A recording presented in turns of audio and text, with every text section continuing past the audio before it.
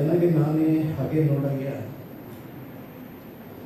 ಎನಗೆ ನಾನೇ ಕೆಡೆ ನೋಡಯ್ಯ, ನಿಮ್ಮ ಸದ್ಭಕ್ತರೊಡನೆ ವಿರೋಧವು ಮಾಡಿದೊಡೆ ಎನ್ನ ಕೊಲ್ಲುವುದಾಗಿ, ನಿಮ್ಮ ಶರಣರಿಗೆ ಅಂಜಿ ಬೆಸಗೊಂಡಡೆ ಎನ್ನ ಕಾಯುವುದಾಗಿ, ಅನ್ಯ ಹಗೆ ಇಲ್ಲ ಅನ್ಯ ಕೆಳೆ ಇಲ್ಲ, ಸದಾ ಬಾಗಿದ ತಲೆ ಮುಗಿದ ಕೈಯಾಗಿ ಇರಿಸು ಕೂಡಲ ಸಣ್ಣವುದೇ. ಕಲ್ಯಾಣವೆಂಬ ಪ್ರಣತೆಯಲ್ಲಿ ಭಕ್ತಿ ರಸವೆಂಬ ತೈಲವನ್ನೆರೆದು, ಆಚಾರವೆಂಬ ಭಕ್ತಿಯಲ್ಲಿ ಬಸವಣ್ಣನೆಂಬ ಜ್ಯೋತಿಯ ಮುಟ್ಟಿಸಲು ತೊಡಗಿ ಬೆಳಗುತ್ತಿದ್ದುದಯ್ಯ ಶಿವನ ಪ್ರಕಾಶ. ಆ ಬೆಳಗಿನೊಳಗೆ ಒಪ್ಪುತ್ತಿದ್ದರಯ್ಯ ಅಸಂಖ್ಯಾತ ಭಕ್ತಗಣಗಳು. ಶಿವಭಕ್ತರಿದ್ದ ಕ್ಷೇತ್ರವೇ ಅವಿಮುಕ್ತ ಕ್ಷೇತ್ರವೆಂಬುದು ಹುಸಿಯೇ. ಗುಹೇಶ್ವರ ಲಿಂಗದಲ್ಲಿ ಎನ್ನ ಪರಮಾರಾಧ್ಯ ಸಂಗನ ಬಸವಣ್ಣನ ಕಂಡು ಬದುಕಿದನು ಕಾಣ ಸಿದ್ದರಾಮ.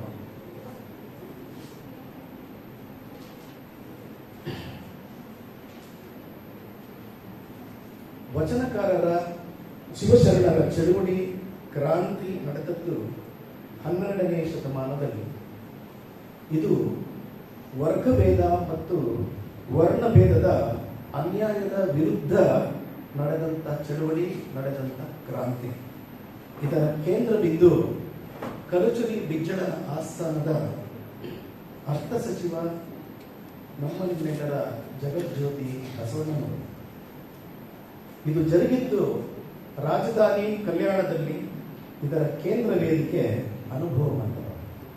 ಆ ಅನುಭವ ಮಂಟಪವನ್ನು ಸುವರ್ಣಗಂಗೆ ಕ್ಯಾಂಪಸ್, ಸ್ನಾತಕೋತ್ತರ ಕೇಂದ್ರ, ಬೆಂಗಳೂರು ಉತ್ತರ ವಿಶ್ವವಿದ್ಯಾಲಯಕ್ಕೆ ನಮ್ಮ ಕುಲಪತಿಗಳು ಇಲ್ಲಿವರೆಗೂ ಅದನ್ನು ತಿಳಿದುಕೊಂಡು ಬಂದಿದ್ದಾರೆ.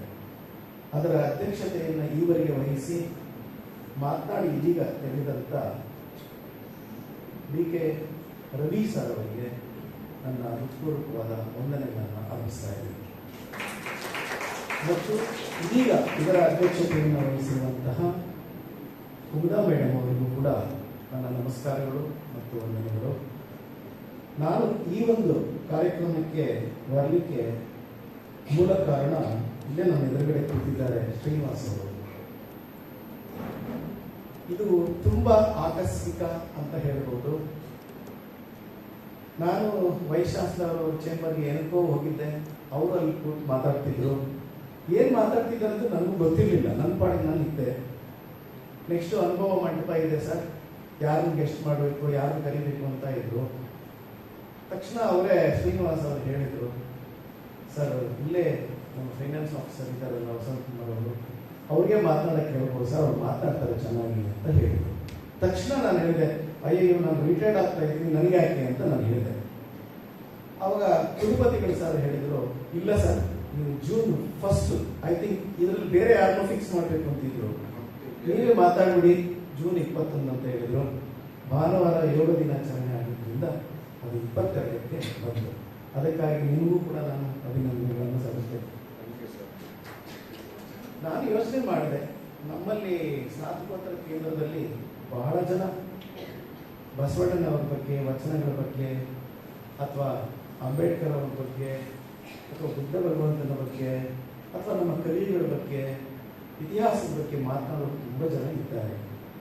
ಅನೇಕರಿಗೆ ಅದರ ಅರಿವು ತುಂಬ ಚೆನ್ನಾಗಿದೆ. ಆದರೂ ಕೂಡ ನಾನು ಏನು ಮಾತನಾಡಬೇಕಪ್ಪ ಅಂತ ನಾನು ಆಲೋಚನೆ ಮಾಡ್ತಾ ಇದ್ದೆ. ಆದರೂ ಒಂದು ಅವಕಾಶ ಸಿಕ್ಕಿದೆ, ನನಗೆ ಗೊತ್ತಿರೋದನ್ನು ಸ್ವಲ್ಪ ಮಾತನಾಡೋಣ ಅಂತ ನಾನು ಆಲೋಚನೆ ಮಾಡಿದೆ.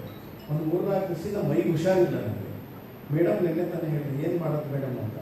ಅದಕ್ಕೆ ಯೋಗ ದಿವಸ ಬರಬೇಡಿ ಸರ್, ನೀವು ನಾಳೆ ಬನ್ನಿ, ಸ್ವಲ್ಪ ತಯಾರಿ ಬಂದು ಸ್ವಲ್ಪ ಆರೋಗ್ಯವಾಗಿ ಬನ್ನಿ ಅಂತ ಹೇಳಿದ್ರು.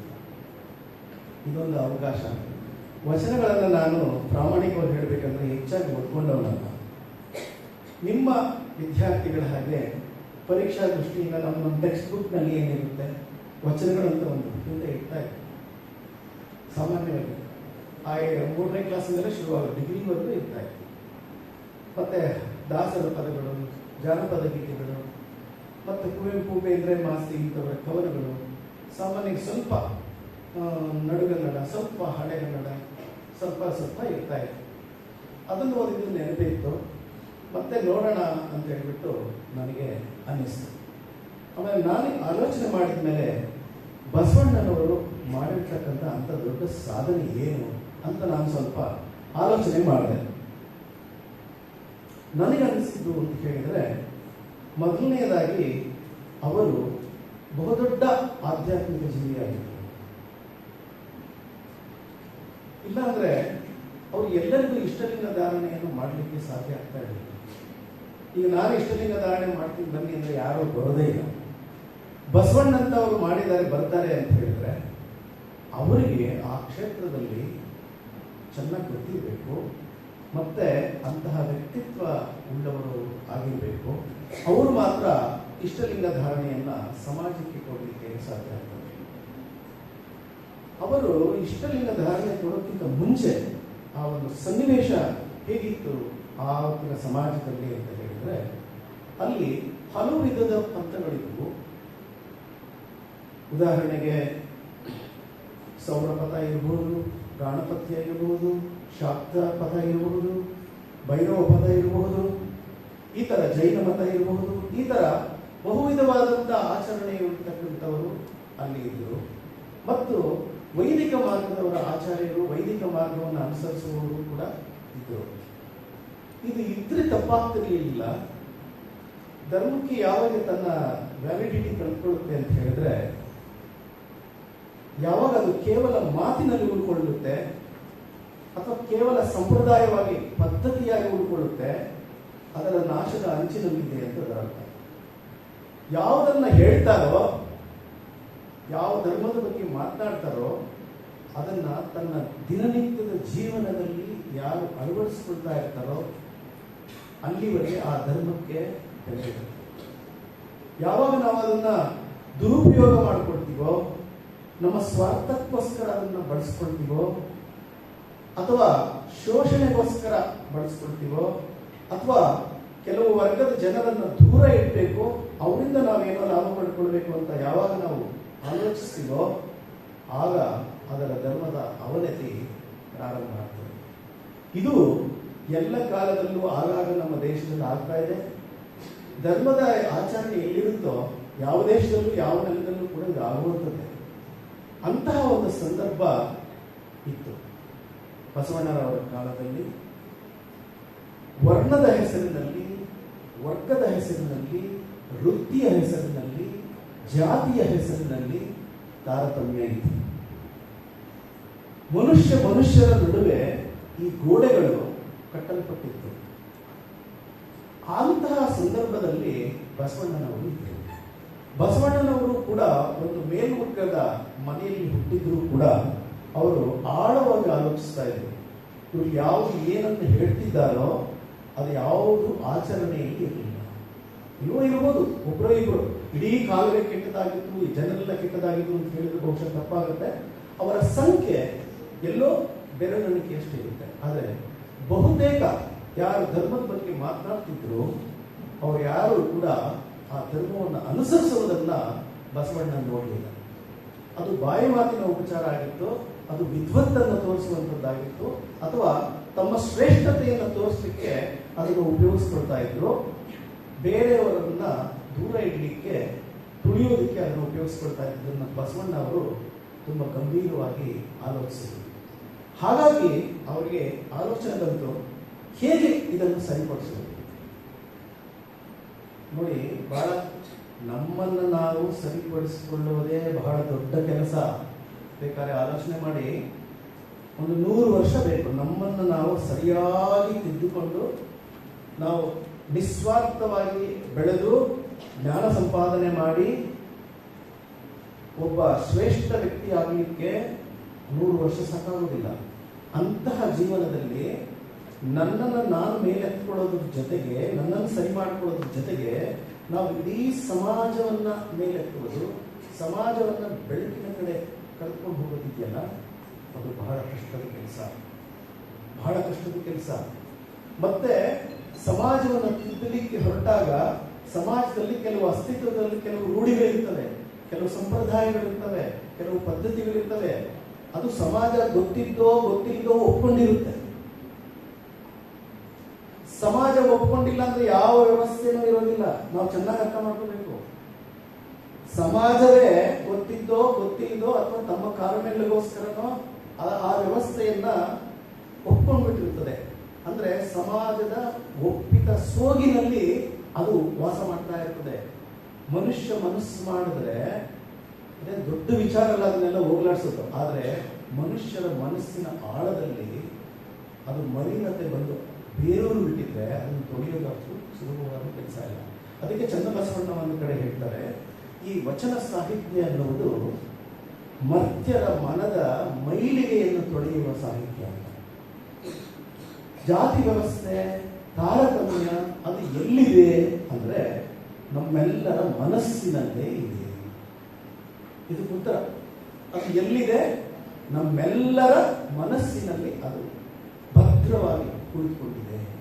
ಈ ಮಲಿನತೆಯನ್ನ ನಾವೆಲ್ಲರೂ ತೊಲಗಿಸಬೇಕು, ತೊಳಿಬೇಕಾಗ್ತದೆ. ಅದಕ್ಕೆ ಯಾರು ಸಮಾಜ ಸುಧಾರಣೆಯಲ್ಲಿ ತೊಡಗುತ್ತಾರೋ ಅವರು ಪರಿಶುದ್ಧರಾಗಬೇಕು. ಸುಮ್ಮನೆ ನಾವು ಸಾಮಾಜಿಕ ಕಾರ್ಯಕರ್ತ ಬೋರ್ಡ್ ಹಾಕೊಳ್ಳೋದಲ್ಲ. ಸಮಾಜವನ್ನು ಶುದ್ಧಿ ಮಾಡಬೇಕಾದ್ರೆ ಶುದ್ಧಿ ಮಾಡುವವರು ಪರಿಶುದ್ಧರಾಗಿರಬೇಕು. ಮೊದಲನೇ ಕಂಡೀಷನ್. ಬಸವಣ್ಣನವರು ಅಥವಾ ಅಕ್ಕ ಮಹಾದೇವಿ ಅಥವಾ ಅಲ್ಲಮಪ್ರಭು ಅಥವಾ ಚನ್ನಬಸವಣ್ಣ, ಸಿದ್ದರಾಮ ಬರೀ ಯಾರೇ ಶರಣರಲ್ಲಿ ಸಮಾಜವನ್ನು ಸುಧಾರಿಸಲಿಕ್ಕೆ ಹೊರಟ್ರೆ ಅಂತ ಹೇಳಿದ್ರೆ ಅವರ ನಡೆ ನುಡಿ ಸರಿಯಾಗಿರಬೇಕು. ಅವರು ನುಡಿದಂತೆ ನಡೆಯುವವರಾಗಿರಬೇಕು, ನಡೆದಂತೆ ನುಡಿಯುವವರಾಗಿರಬೇಕು. ಆಗ ಅವರ ಮಾತಿಗೆ ಇಡೀ ಜಗತ್ತು ಬೆಲೆ ಕೊಡುತ್ತೆ. ಅವರ ಮಾತಿಗೆ ಜಗತ್ತು ಹೋಗಡುತ್ತೆ. ಅವರ ಮಾತನ್ನ ಜಗತ್ತು ಗಮನಿಸುತ್ತೆ. ತಮ್ಮ ಜೀವನದಲ್ಲಿ ಅಳವಡಿಸಿಕೊಳ್ಳಬೇಕು ಅಂತ ಆಲೋಚಿಸ್ತಾರೆ. ಅಂತಹ ಮಾತುಗಳನ್ನು ಆಡಿದವರು ಶರಣರು. ಆ ಶರಣರು ಅವರ ವ್ಯಕ್ತಿತ್ವ ಚಂದದ ವ್ಯಕ್ತಿತ್ವ ಆಗಿತ್ತು. ಅವರು ಚಂದವಾಗಿ ಮಾತನಾಡಿದರು. ಈ ಚಂದದ ನಾಡಿನಲ್ಲಿ, ಚಂದದ ಭಾಷೆಯಲ್ಲಿ, ಕನ್ನಡದಲ್ಲಿ ತಮ್ಮ ಮಾತುಗಳನ್ನು ಆಡಿದರು, ಬರೆದರು. ಅದೇ ವಚನ.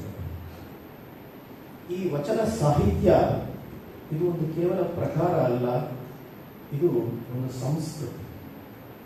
ಇದು ಒಂದು ಪರಂಪರೆಯಾಗಿ 800 ವರ್ಷಗಳವರೆಗೂ ಮಿಕ್ಕಿದರೂ ಕೂಡ ವಚನಗಳು ಇನ್ನೂ ನಮ್ಮ ಮೇಲೆ ಪ್ರಭಾವ ಬೀರ್ತಾ ಇದೆ ಅಂತ ಹೇಳಿದ್ರೆ ಅದರಲ್ಲಿ ಅಂತಹ ಒಂದು ಸತ್ವ, ಅಂತಹ ಒಂದು ಶಕ್ತಿ ಮತ್ತು ನಿಸ್ವಾರ್ಥತೆ ಮತ್ತು ಜಗತ್ತಿನ ಹಿತ, ಅವರಿವರನ್ನ ಭೇದ ಇಲ್ಲ. ಅದಕ್ಕೆ ಎಲ್ಲರೂ ಜಗತ್ತಿನ ಹಿತವನ್ನೇ ಬಯಸಿರತಕ್ಕಂಥ ಅಂತಹ ಒಂದು ವಚನ ಸಾಹಿತ್ಯ.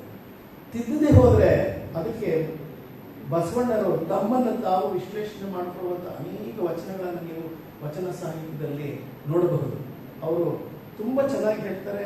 ಅವರು ಮನುಷ್ಯನ ಬಗ್ಗೆನೇ ಹೇಳ್ತಾರೆ. ನಿಮ್ಮೆಲ್ಲರಿಗೂ ಗೊತ್ತಿರ್ತಕ್ಕಂಥ ಒಂದು ಇದನ್ನು ನಾನು ಹೇಳ್ತೇನೆ.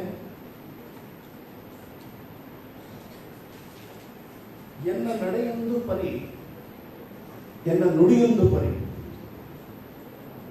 ಎನ್ನೊಳಗೆ ಏನೂ ಶುದ್ಧವಿಲ್ಲ ನೋಡಯ್ಯ, ನುಡಿಗೆ ತಕ್ಕ ನಡೆಯ ಕಂಡಡೆ ಕೂಡಲ ಸಂಗಮ ದೇವ ಒಳಗೆ ಇಪ್ಪನಯ್ಯ. ಇದು ಬಸವಣ್ಣನವರ ಮಾತು. ಎನ್ನ ಚಿತ್ತವು ಹತ್ತಿಯ ಹಣ್ಣು ನೋಡಯ್ಯ, ವಿಚಾರಿಸಿದೊಡೆ ಏನೂ ಹೊರಳಿಲ್ಲವಯ್ಯ.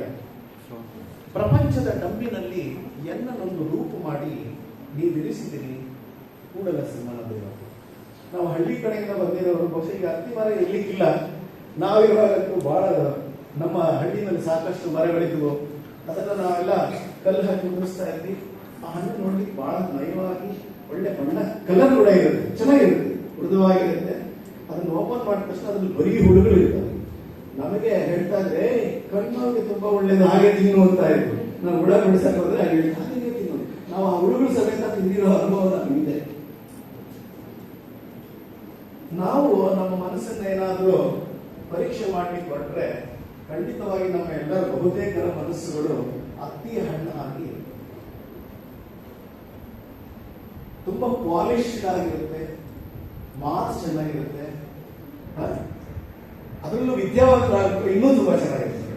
ಯಾಕಂದ್ರೆ ಅವರಿಗೆ ಭಾಷೆ ಗೊತ್ತು, ಹೇಗೆ ಮಾತಾಡಬೇಕು ಅಂತ ಗೊತ್ತು, ತುಂಬಾ ಕಲರ್ಫುಲ್ ಆಗಿ ಮಾತನಾಡಲಿಕ್ಕೆ ಬರುತ್ತೆ.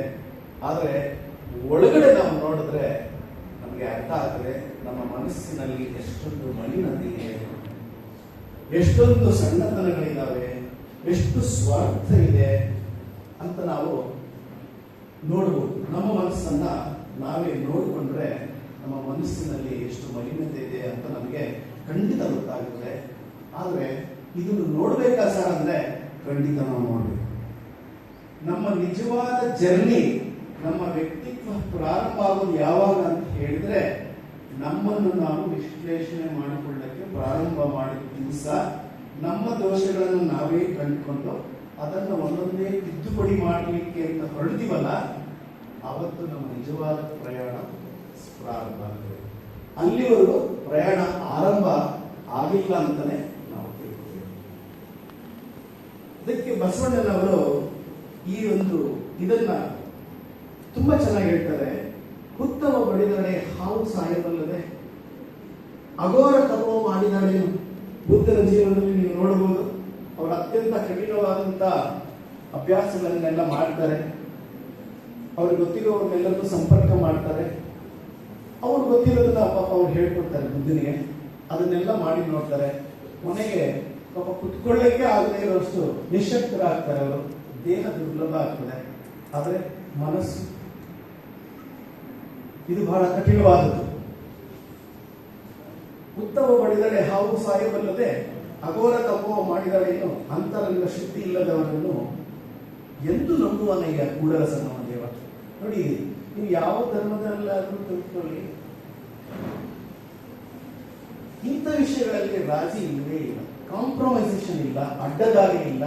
ಬೇಗ ನಾವು ಮುಕ್ತರಾಗ್ತೀವಿ, ಬೇಗ ನಾವು ಸತ್ಯವನ್ನು ಅರಿತೀವಿ, ಬೇಗ ನಿರ್ವಾಣ ಹೊಂದ್ತೀವಿ ಅನ್ನೋದು ಸಾಧ್ಯವೇ ಇಲ್ಲ.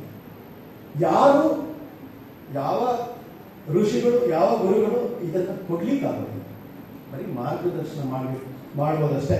ಕ್ರಿಕೆಟ್ ಹೀಗೆ ಆಡಬೇಕು ಅಂತ ಹೇಳಿ ಕೋಚ್ ಹೇಳ್ಕೊಡ್ತಾನಷ್ಟೇ.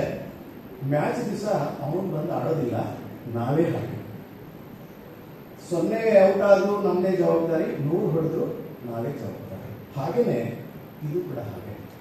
ಹಾಗಾಗಿ ಕೂಡಲ ಸಂಗಮ ದೇವ ಈ ತರ ಇದ್ರೆ, ಒಳಗೊಂದು ಹೊರಗೊಂದಿದ್ರೆ, ಕೂಡಲ ಸಂಗಮ ದೇವ ನಿನ್ನನ್ನು ಯಾವ ರೀತಿ ನಂಬ್ತಾನಯ್ಯ. ಯಾಕೆ ಅಂತ ಹೇಳಿದ್ರೆ ನಮ್ಮಲ್ಲೊಂದು ಪರಂಪರೆಯಲ್ಲಿ ಒಂದು ಮಾತಿದೆ, ಭಗವಂತ ಭಾವಗ್ರಾಹಿ ಅಂತ.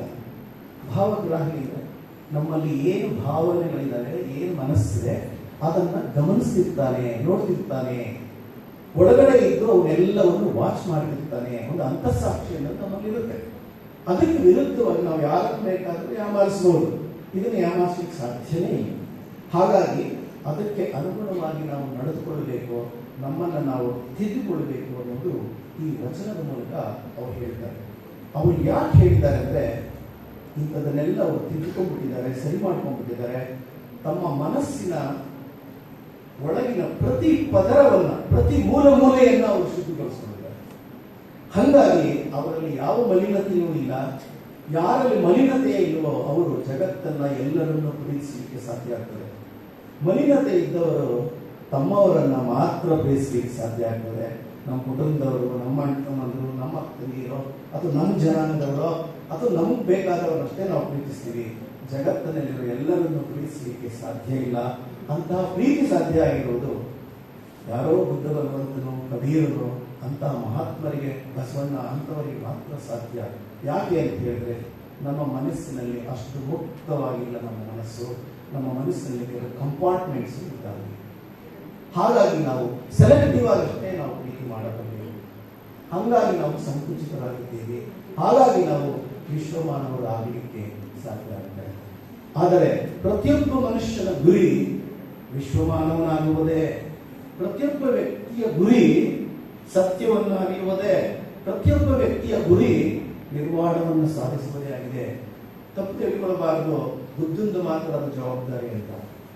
ಪ್ರತಿಯೊಬ್ಬ ವ್ಯಕ್ತಿಗೂ ಬುದ್ಧನಂತೆ ಮೇಲೆ ಏರಲಿಕ್ಕೆ ಸಾಧ್ಯ ಇದೆ.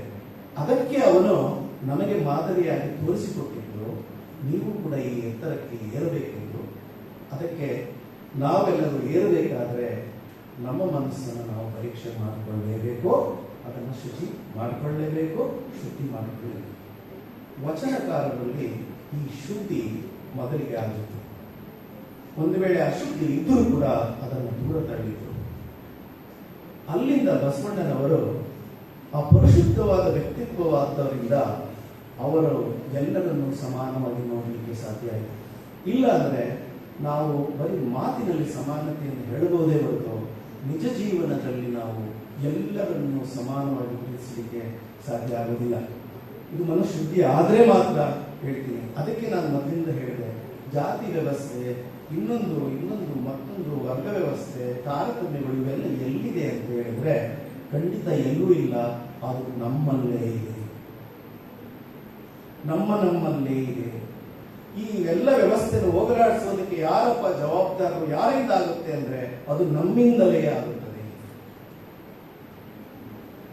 ಇದು ಬೇಕಾದ್ರೆ ನಾವು ನಿಧಾನಕ್ಕೆ ನಾನು ಮಾತಾದ್ಮೇಲೆ ಬೇಕಾದ್ರೆ ಒಂದ್ಸಲ ಪರೀಕ್ಷೆ ಮಾಡ್ಕೊಳ್ಬೋದು. ಅವೇನು ಅವ್ರಿಗೆ ಹೇಳ್ತಿದ್ರು ನಿಜಾನ ಅಂತ ಹೇಳಿ ನೀವು ಪರೀಕ್ಷೆ ಮಾಡ್ಕೊಳ್ಳಿ, ಖಂಡಿತ ನಿಮಗೆ ಉತ್ತರ ಸಿಗುತ್ತೆ.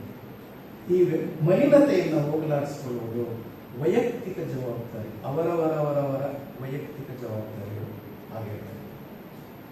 ಇಂತಹ ಮಹಾತ್ಮರು ಬಸವಣ್ಣನವರು ಎಲ್ಲರಿಗೂ ಕೂಡ ಇಷ್ಟಲಿಂಗ ಧಾರಣೆಯನ್ನು ಮಾಡಿದರು.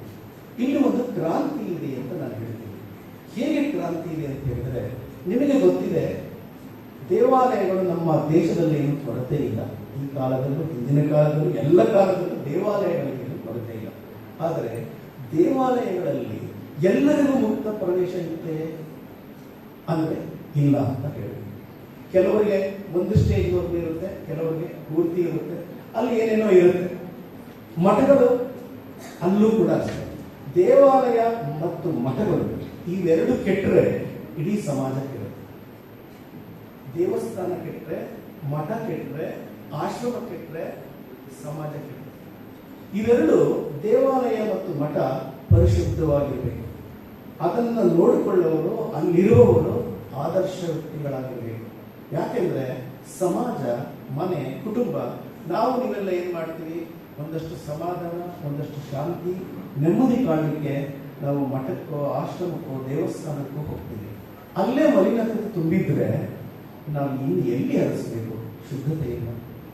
ಇದು ಅಂದಿನ ಕಾಲದಲ್ಲೂ ಇತ್ತು, ಈಗಲೂ ಕೂಡ ಇದೆ. ನಾವೇನು ಬಹಳ ಮುಂದುವರೆದಿಲ್ಲ. ಆರ್ಥಿಕವಾಗಿ ಮುಂದುವರೆದಿರ್ಬೋದು, ನಾವಿವತ್ತು ಬಂಗ್ಲೆ ಇರ್ಬೋದು, ಕಾರ್ ಇರ್ಬೋದು, ನಮಗೆ ಸ್ವಾತಂತ್ರ್ಯ ಬಂದಿರ್ಬೋದು.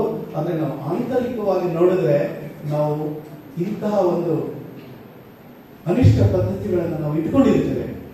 ಅದನ್ನ ನಾವು ತೊಳ್ಕೊಂಡ್ರೆ ನಾವು ಇನ್ನೂ ಹೆಚ್ಚು ಅಭಿವೃದ್ಧಿ ಹೊಂದಿದವರು, ನಿಜವಾದ ಅಭಿವೃದ್ಧಿ ಹೊಂದಿದವರು ಆಗ್ತೇವೆ. ಈ ಬಸವಣ್ಣನವರು ಇಷ್ಟಲಿಂಗವನ್ನು ಕೊಟ್ಟರು. ಅದರಲ್ಲಿ ಏನಿದೆ ಸರ್ ವಿಶೇಷ?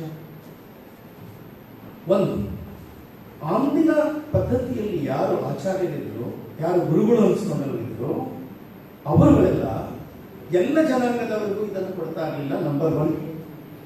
ನಂಬರ್ 2, ಎಲ್ಲರೂ ದೇವಾಲಯವನ್ನು ಹೋಗಬೇಕಾಗಿತ್ತು, ಎಲ್ಲರಿಗೂ ದೇವಾಲಯಕ್ಕೆ ಪ್ರವೇಶ ಇಲ್ಲ. 2ನೇದು. 3ನೇ ವಿಚಾರ, ಕೆಲವರಿಗೆ ಮಂತ್ರ ದೀಕ್ಷೆಯನ್ನು ಕೊಡ್ತಿದ್ರು, ಆದರೆ ಡಿಸ್ಟೆನ್ಸ್ ಮೈಂಟೈನ್ ಮಾಡ್ತಿದ್ರು.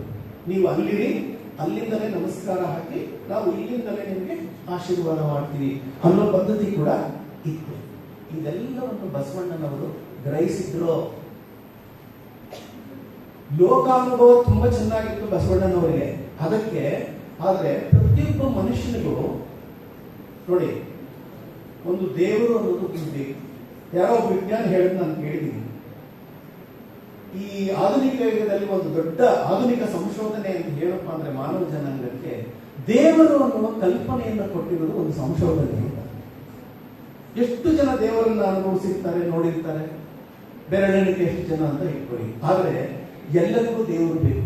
ಬಹುತೇಕರಿಗೆ ಒಂದು ಆಶ್ರಯ ಬೇಕು, ಒಂದು ನಂಬಿಕೆ ಬೇಕು, ಒಂದು ಭರವಸೆ ಬೇಕು. ಮತ್ತೆ ಕಷ್ಟದಲ್ಲಿ ನಾನು ಮೇಲ್ ಬರೋಕ್ಕೆ ನನಗೆ ಯಾರೋ ಒಬ್ಬರು ಸಹಾಯ ಮಾಡ್ತಾರೆ, ನನಗೆ ಕಾಣದೇ ಇರತಕ್ಕಂಥ ಒಂದು ಭವ್ಯವಾದ ಶಕ್ತಿ ಈ ಸೃಷ್ಟಿಯ ಹಿಂದೆ ಇದೆ, ಅದು ನನ್ನನ್ನು ರಕ್ಷಣೆ ಮಾಡುತ್ತೆ ಅನ್ನೋ ಒಂದು ನಂಬಿಕೆ ನಮ್ಮ ಭಾರತೀಯರಲ್ಲಿ ವಿಶೇಷವಾಗಿ ಹೆಚ್ಚಾಗಿದೆ. ಈ ಜನರನ್ನ ಆ ನಂಬಿಕೆಯ ಮೂಲಕ ಯಾರು ನಂಬಿಕೊಂಡಿದ್ದಾರಲ್ಲ ಭಗವಂತನನ್ನ, ಆ ಭಗವಂತನನ್ನೇ ಆ ಜನರಿಗೆ, ಆದರೆ ಸೆಲೆಕ್ಟಿವ್ ಅಲ್ಲ, ಎಲ್ಲರಿಗೂ ಆ ಭಗವತ್ ಶಕ್ತಿಯನ್ನ ಆ ಭಗವತ್ ನಂಬಿಕೆಯನ್ನ, ಭರವಸೆಯನ್ನ ಉಳಿಸಬೇಕಾಗಿತ್ತು. ಅದಕ್ಕೋಸ್ಕರ ಬಸವಣ್ಣವರು ಏನ್ ಮಾಡಿದರು, ಎಲ್ಲರಿಗೂ ಇಷ್ಟಲಿಂಗವನ್ನ ಕೊಡಲಿಕ್ಕೆ ಪ್ರಾರಂಭ ಮಾಡಿದರು. ಈ ಇಷ್ಟಲಿಂಗವನ್ನ ಕೊಡ್ಲಿಕ್ಕೆ ಪ್ರಾರಂಭ ಆದ್ಮೇಲೆ ಅದು ಇಷ್ಟಲಿಂಗ ಅಂದ್ರೆ ಏನು? ಈಗ ನೀವು ದೇವಸ್ಥಾನ ಬೇಕಾದ್ರೆ ಹೋಗ್ಬೋದು, ಹೋಗದೇನೆ ನೀವು ಎಲ್ಲಿದ್ದೀರೋ ಅಲ್ಲಿಗೆ ದೇವರು ಬಂದ. ದೇವರ ಹತ್ರ ನೀವು ಹೋಗೋದಲ್ಲ, ದೇವರು ನಿಮ್ಮನ್ನು ಹುಡಿಕೊಂಡು ಬಂದಿದ್ದಾನೆ. ಶಾಲೆಗೆ ಎಲ್ಲರೂ ಬರ್ಲಿಕ್ಕೆ ಆಗದೆ ಇರ್ಬೋದು, ಆದ್ರೆ ಶಾಲೆಯೇ ವಿದ್ಯಾರ್ಥಿಯ ಮನೆಗೆ ಹೋದಾಗ, ಮೇಷ್ಟ್ರೆ ವಿದ್ಯಾರ್ಥಿ ಮನೆಗೆ ಹೋದಾಗ, ಇದು ಬಸವಣ್ಣನವರ ಕಲ್ಪನೆ. ಇದನ್ನೇ ನಾವು ಕ್ರಾಂತಿ ಅಂತ ಹೇಳ್ತೀವಿ. ಯಾಕಂದ್ರೆ ಎಲ್ಲರಿಗೂ ಭಗವಂತ ಸಿಕ್ತ ಮತ್ತು ಸರಳವಾಗಿ ಸಿಕ್ತ. ಮತ್ತೆ ಇದಕ್ಕೆ ಇನ್ನೊಬ್ಬರ ಮಾರ್ಗದರ್ಶನ, ಇನ್ನೊಬ್ಬರ ಮಧ್ಯಸ್ಥಿಕೆ ಬೇಕಾಗಿಲ್ಲ ಇಲ್ಲಿ. ಸೊ ಇಷ್ಟಲಿಂಗವನ್ನ ತೆಗೆದುಕೊಂಡು ಅದಕ್ಕೆ ಒಂದು ಸರಳವಾದಂತಹ ಒಂದು ಪದ್ಧತಿಯನ್ನು ಹೇಳಿ ಅವರು ಬಸವಣ್ಣನವರು ಎಲ್ಲರಿಗೂ ಸರಿಸಮಾನವಾಗಿ ಕೊಟ್ಟರು. ಇಲ್ಲಿ ಸಮಾನತೆ ಇಲ್ಲಿ ಪ್ರಾರಂಭ ಆಯಿತು. ಹಾಗಿದ್ರೆ ಅದು ಕೊಟ್ಟಿರ್ತಕ್ಕಂಥ ಇಷ್ಟಲಿಂಗ ಎಂಥದ್ದು ಅಂತ ಹೇಳಿದ್ರೆ ಬಹಳ ಅದ್ಭುತವಾದ ಅರ್ಥವನ್ನ ಬಸವಣ್ಣವರು ಹೇಳಿದ್ದಾರೆ. ಜಗದಗಲ ಮುಗಿಲಗಲ ಮಿಗೆಯಗಲ ನಿಮ್ಮಗಲ, ಪಾತಾಳದಿಂದವೇ ಅತ್ತತ್ತ ನಿಮ್ಮ ಶ್ರೀಚರಣ, ಬ್ರಹ್ಮಾಂಡದಿಂದವೇ ಅತ್ತತ್ತ ನಿಮ್ಮ ಶ್ರೀಮುಖ, ಅಗಮ್ಯ ಅಗೋಚರ ಅಪ್ರತಿಮಲಿಂಗವೇ ಕೂಡಲ ಸಂಗಮ ದೇವ, ಎನ್ನ ಕರಸ್ಥಳಕ್ಕೆ ಬಂದು ಚುರುಕಾದಿದಯ್ಯ. ಬಹಳ ಅದ್ಭುತವಾದಂತಹ ಒಂದು ಗಹನವಾದಂತಹ ಇಡೀ ಆಧ್ಯಾತ್ಮಿಕ ಸಾರಾಂಶವನ್ನೇ ಈ ವಚನದಲ್ಲಿ ಅವರು ತಂದಿದ್ದಾರೆ. ನೀವು ನೋಡ್ಕೊಳ್ಳಿ, ಪ್ರತಿ ಪದದ ಅರ್ಥವನ್ನು ನೀವು ಎಷ್ಟು ಬೇಕಾದರೂ ಹಿಗ್ಗಿಸಿ ಖಂಡಿತವಾಗಿ ವಿಸ್ತರಿಸಿ ಹೇಳಬಹುದು. ಅಷ್ಟು ಅರ್ಥವನ್ನ ಈ ಸರಳವಾದ ಕನ್ನಡದಲ್ಲಿ ತಂದುಬಿಟ್ಟಿದ್ದಾರೆ. ಇನ್ನೊಂದ್ಸಲ ಓದ್ತೀನಿ ನೋಡಿ. ಜಗದಗಲ ಮುಗಿಲಗಲ ಮಿಗೆಯಗಲ ನಿಮ್ಮಗಲ.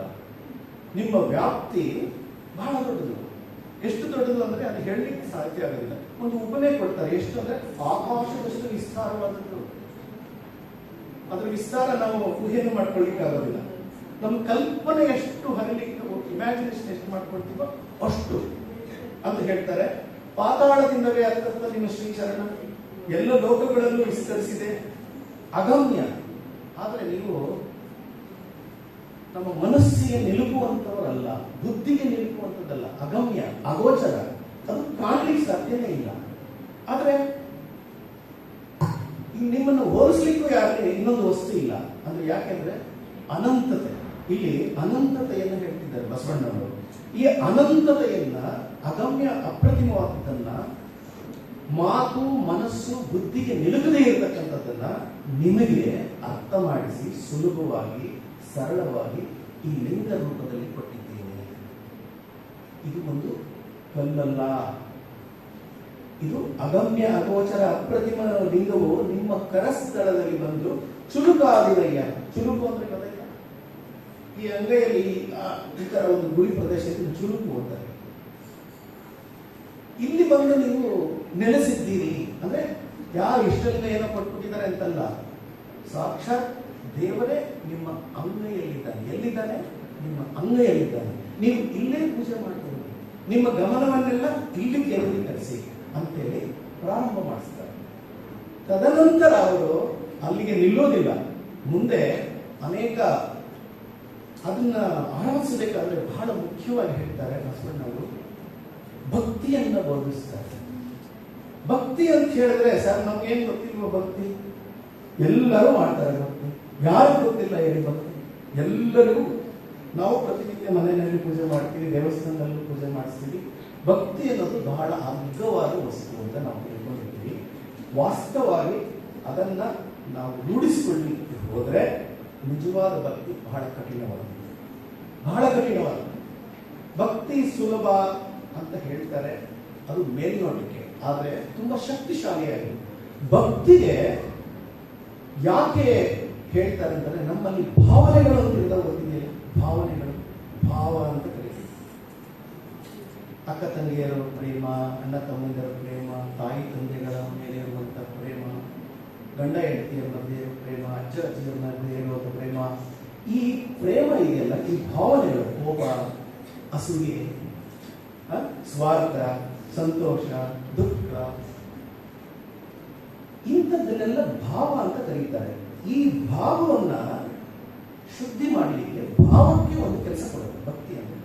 ಭಾವಕ್ಕೆ ಒಂದು ಗುರಿಯನ್ನ ತೋರಿಸೋದು ನಾವು. ಯಾಕಂದ್ರೆ ಪ್ರತಿಯೊಬ್ಬರಲ್ಲೂ ಈ ಭಾವನೆಗಳು ಅಂತ ಇರ್ತವೆ. ಈ ಭಾವನೆಗಳನ್ನ ಏಕೀಕರಿಸಿ ಒಂದು ಗುರಿಯ ಕಡೆಗೆ ಹರಿಸುವುದು ಭಕ್ತಿ ಅಂದ್ರೆ.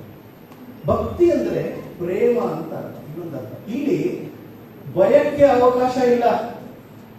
ಭಯದಿಂದ ಮಾಡುವುದು ಭಕ್ತಿ ಅಲ್ಲವೇ ಅಲ್ಲ.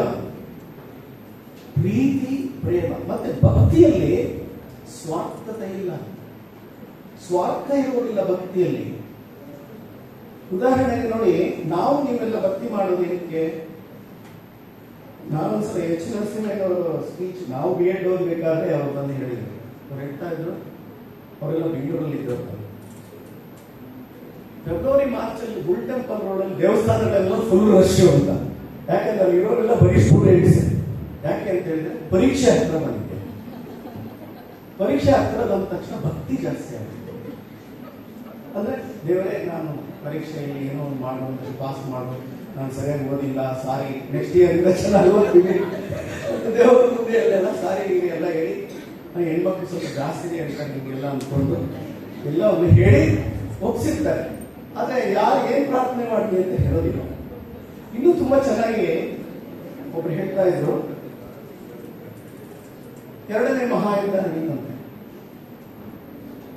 ಎಲ್ಲ ದೇಶಗಳು, ವಿಶೇಷವಾಗಿ ಪಾಶ್ಚಿಮಾತ್ಯ ದೇಶಗಳು, ಸಾಮಾನ್ಯವಾಗಿ ಕ್ರೈಸ್ಟ್ ದೇಶಗಳು ಎಲ್ಲರೂ ಚರ್ಚ್ಗೆ ಹೋಗಿ, ದೇವರೇ ಈ ಯುದ್ಧದಲ್ಲಿ ನಮ್ಮ ದೇಶ ಗೆಲ್ಲುವಂತೆ ನೋಡಿಕೋ. ಪ್ರತಿಯೊಬ್ಬರು ಪ್ರಾರ್ಥನೆ, ಎಲ್ಲ ಯುದ್ಧ ಮಾಡ್ತಾರೆ, ಎಲ್ಲಾ ದೇಶಗಳು ಪ್ರಾರ್ಥನೆ ಮಾಡ್ತಾ ಇದ್ದಾರಂತೆ ಚರ್ಚ್ನಲ್ಲಿ, ಈ ಯುದ್ಧದಲ್ಲಿ ನಮ್ಮ ದೇಶ ಗೆಲ್ಲುವಂತೆ ನೋಡಿಕೋ. ದೇವರಿಗೆ ಕನ್ಫ್ಯೂಷನ್ ಆಗಲ್ವಾ? ಯಾರು ಅದನ್ನೇ ಸಾಧ್ಯ? ಯುದ್ಧ ಅಂದ್ರೆ ಒಬ್ಬನು ಸೋಲ್ಬೇಕಲ್ಲ. ಕ್ರಿಕೆಟ್ ಮ್ಯಾಚ್ ಇಬ್ಬರು ಹೋಗ್ಬಿಟ್ಟು ಪ್ರಾರ್ಥನೆ ಮಾಡ್ತಾರೆ, ಒಬ್ಬನು ಸೋಲ್ಲೇಬೇಕಲ್ಲ. ರಾಜಕಾರಣಿಗಳ ಪಾಪ ಎಲ್ಲರೂ ಹೋಗಿ ದೇವಸ್ಥಾನ ಏನು ಮತಪತ್ರ ನಾಮಿನೇಷನ್ ಮಾಡೋ ದಿವಸನೂ ಹೋಗ್ತಾರೆ, ಎಣಿಕೆ ದಿವಸನೂ ಹೋಗ್ತಾರೆ. ಎಣಿಕೆ ದಿವಸ ನೀವು ಓದ್ರು ಅಂದ್ರೆ ಹೋಗ್ತಿದ್ದು ಮುಂದೆ ಅದು ಏನಿರುತ್ತೋ ಅದೇ ಆಗೋದು.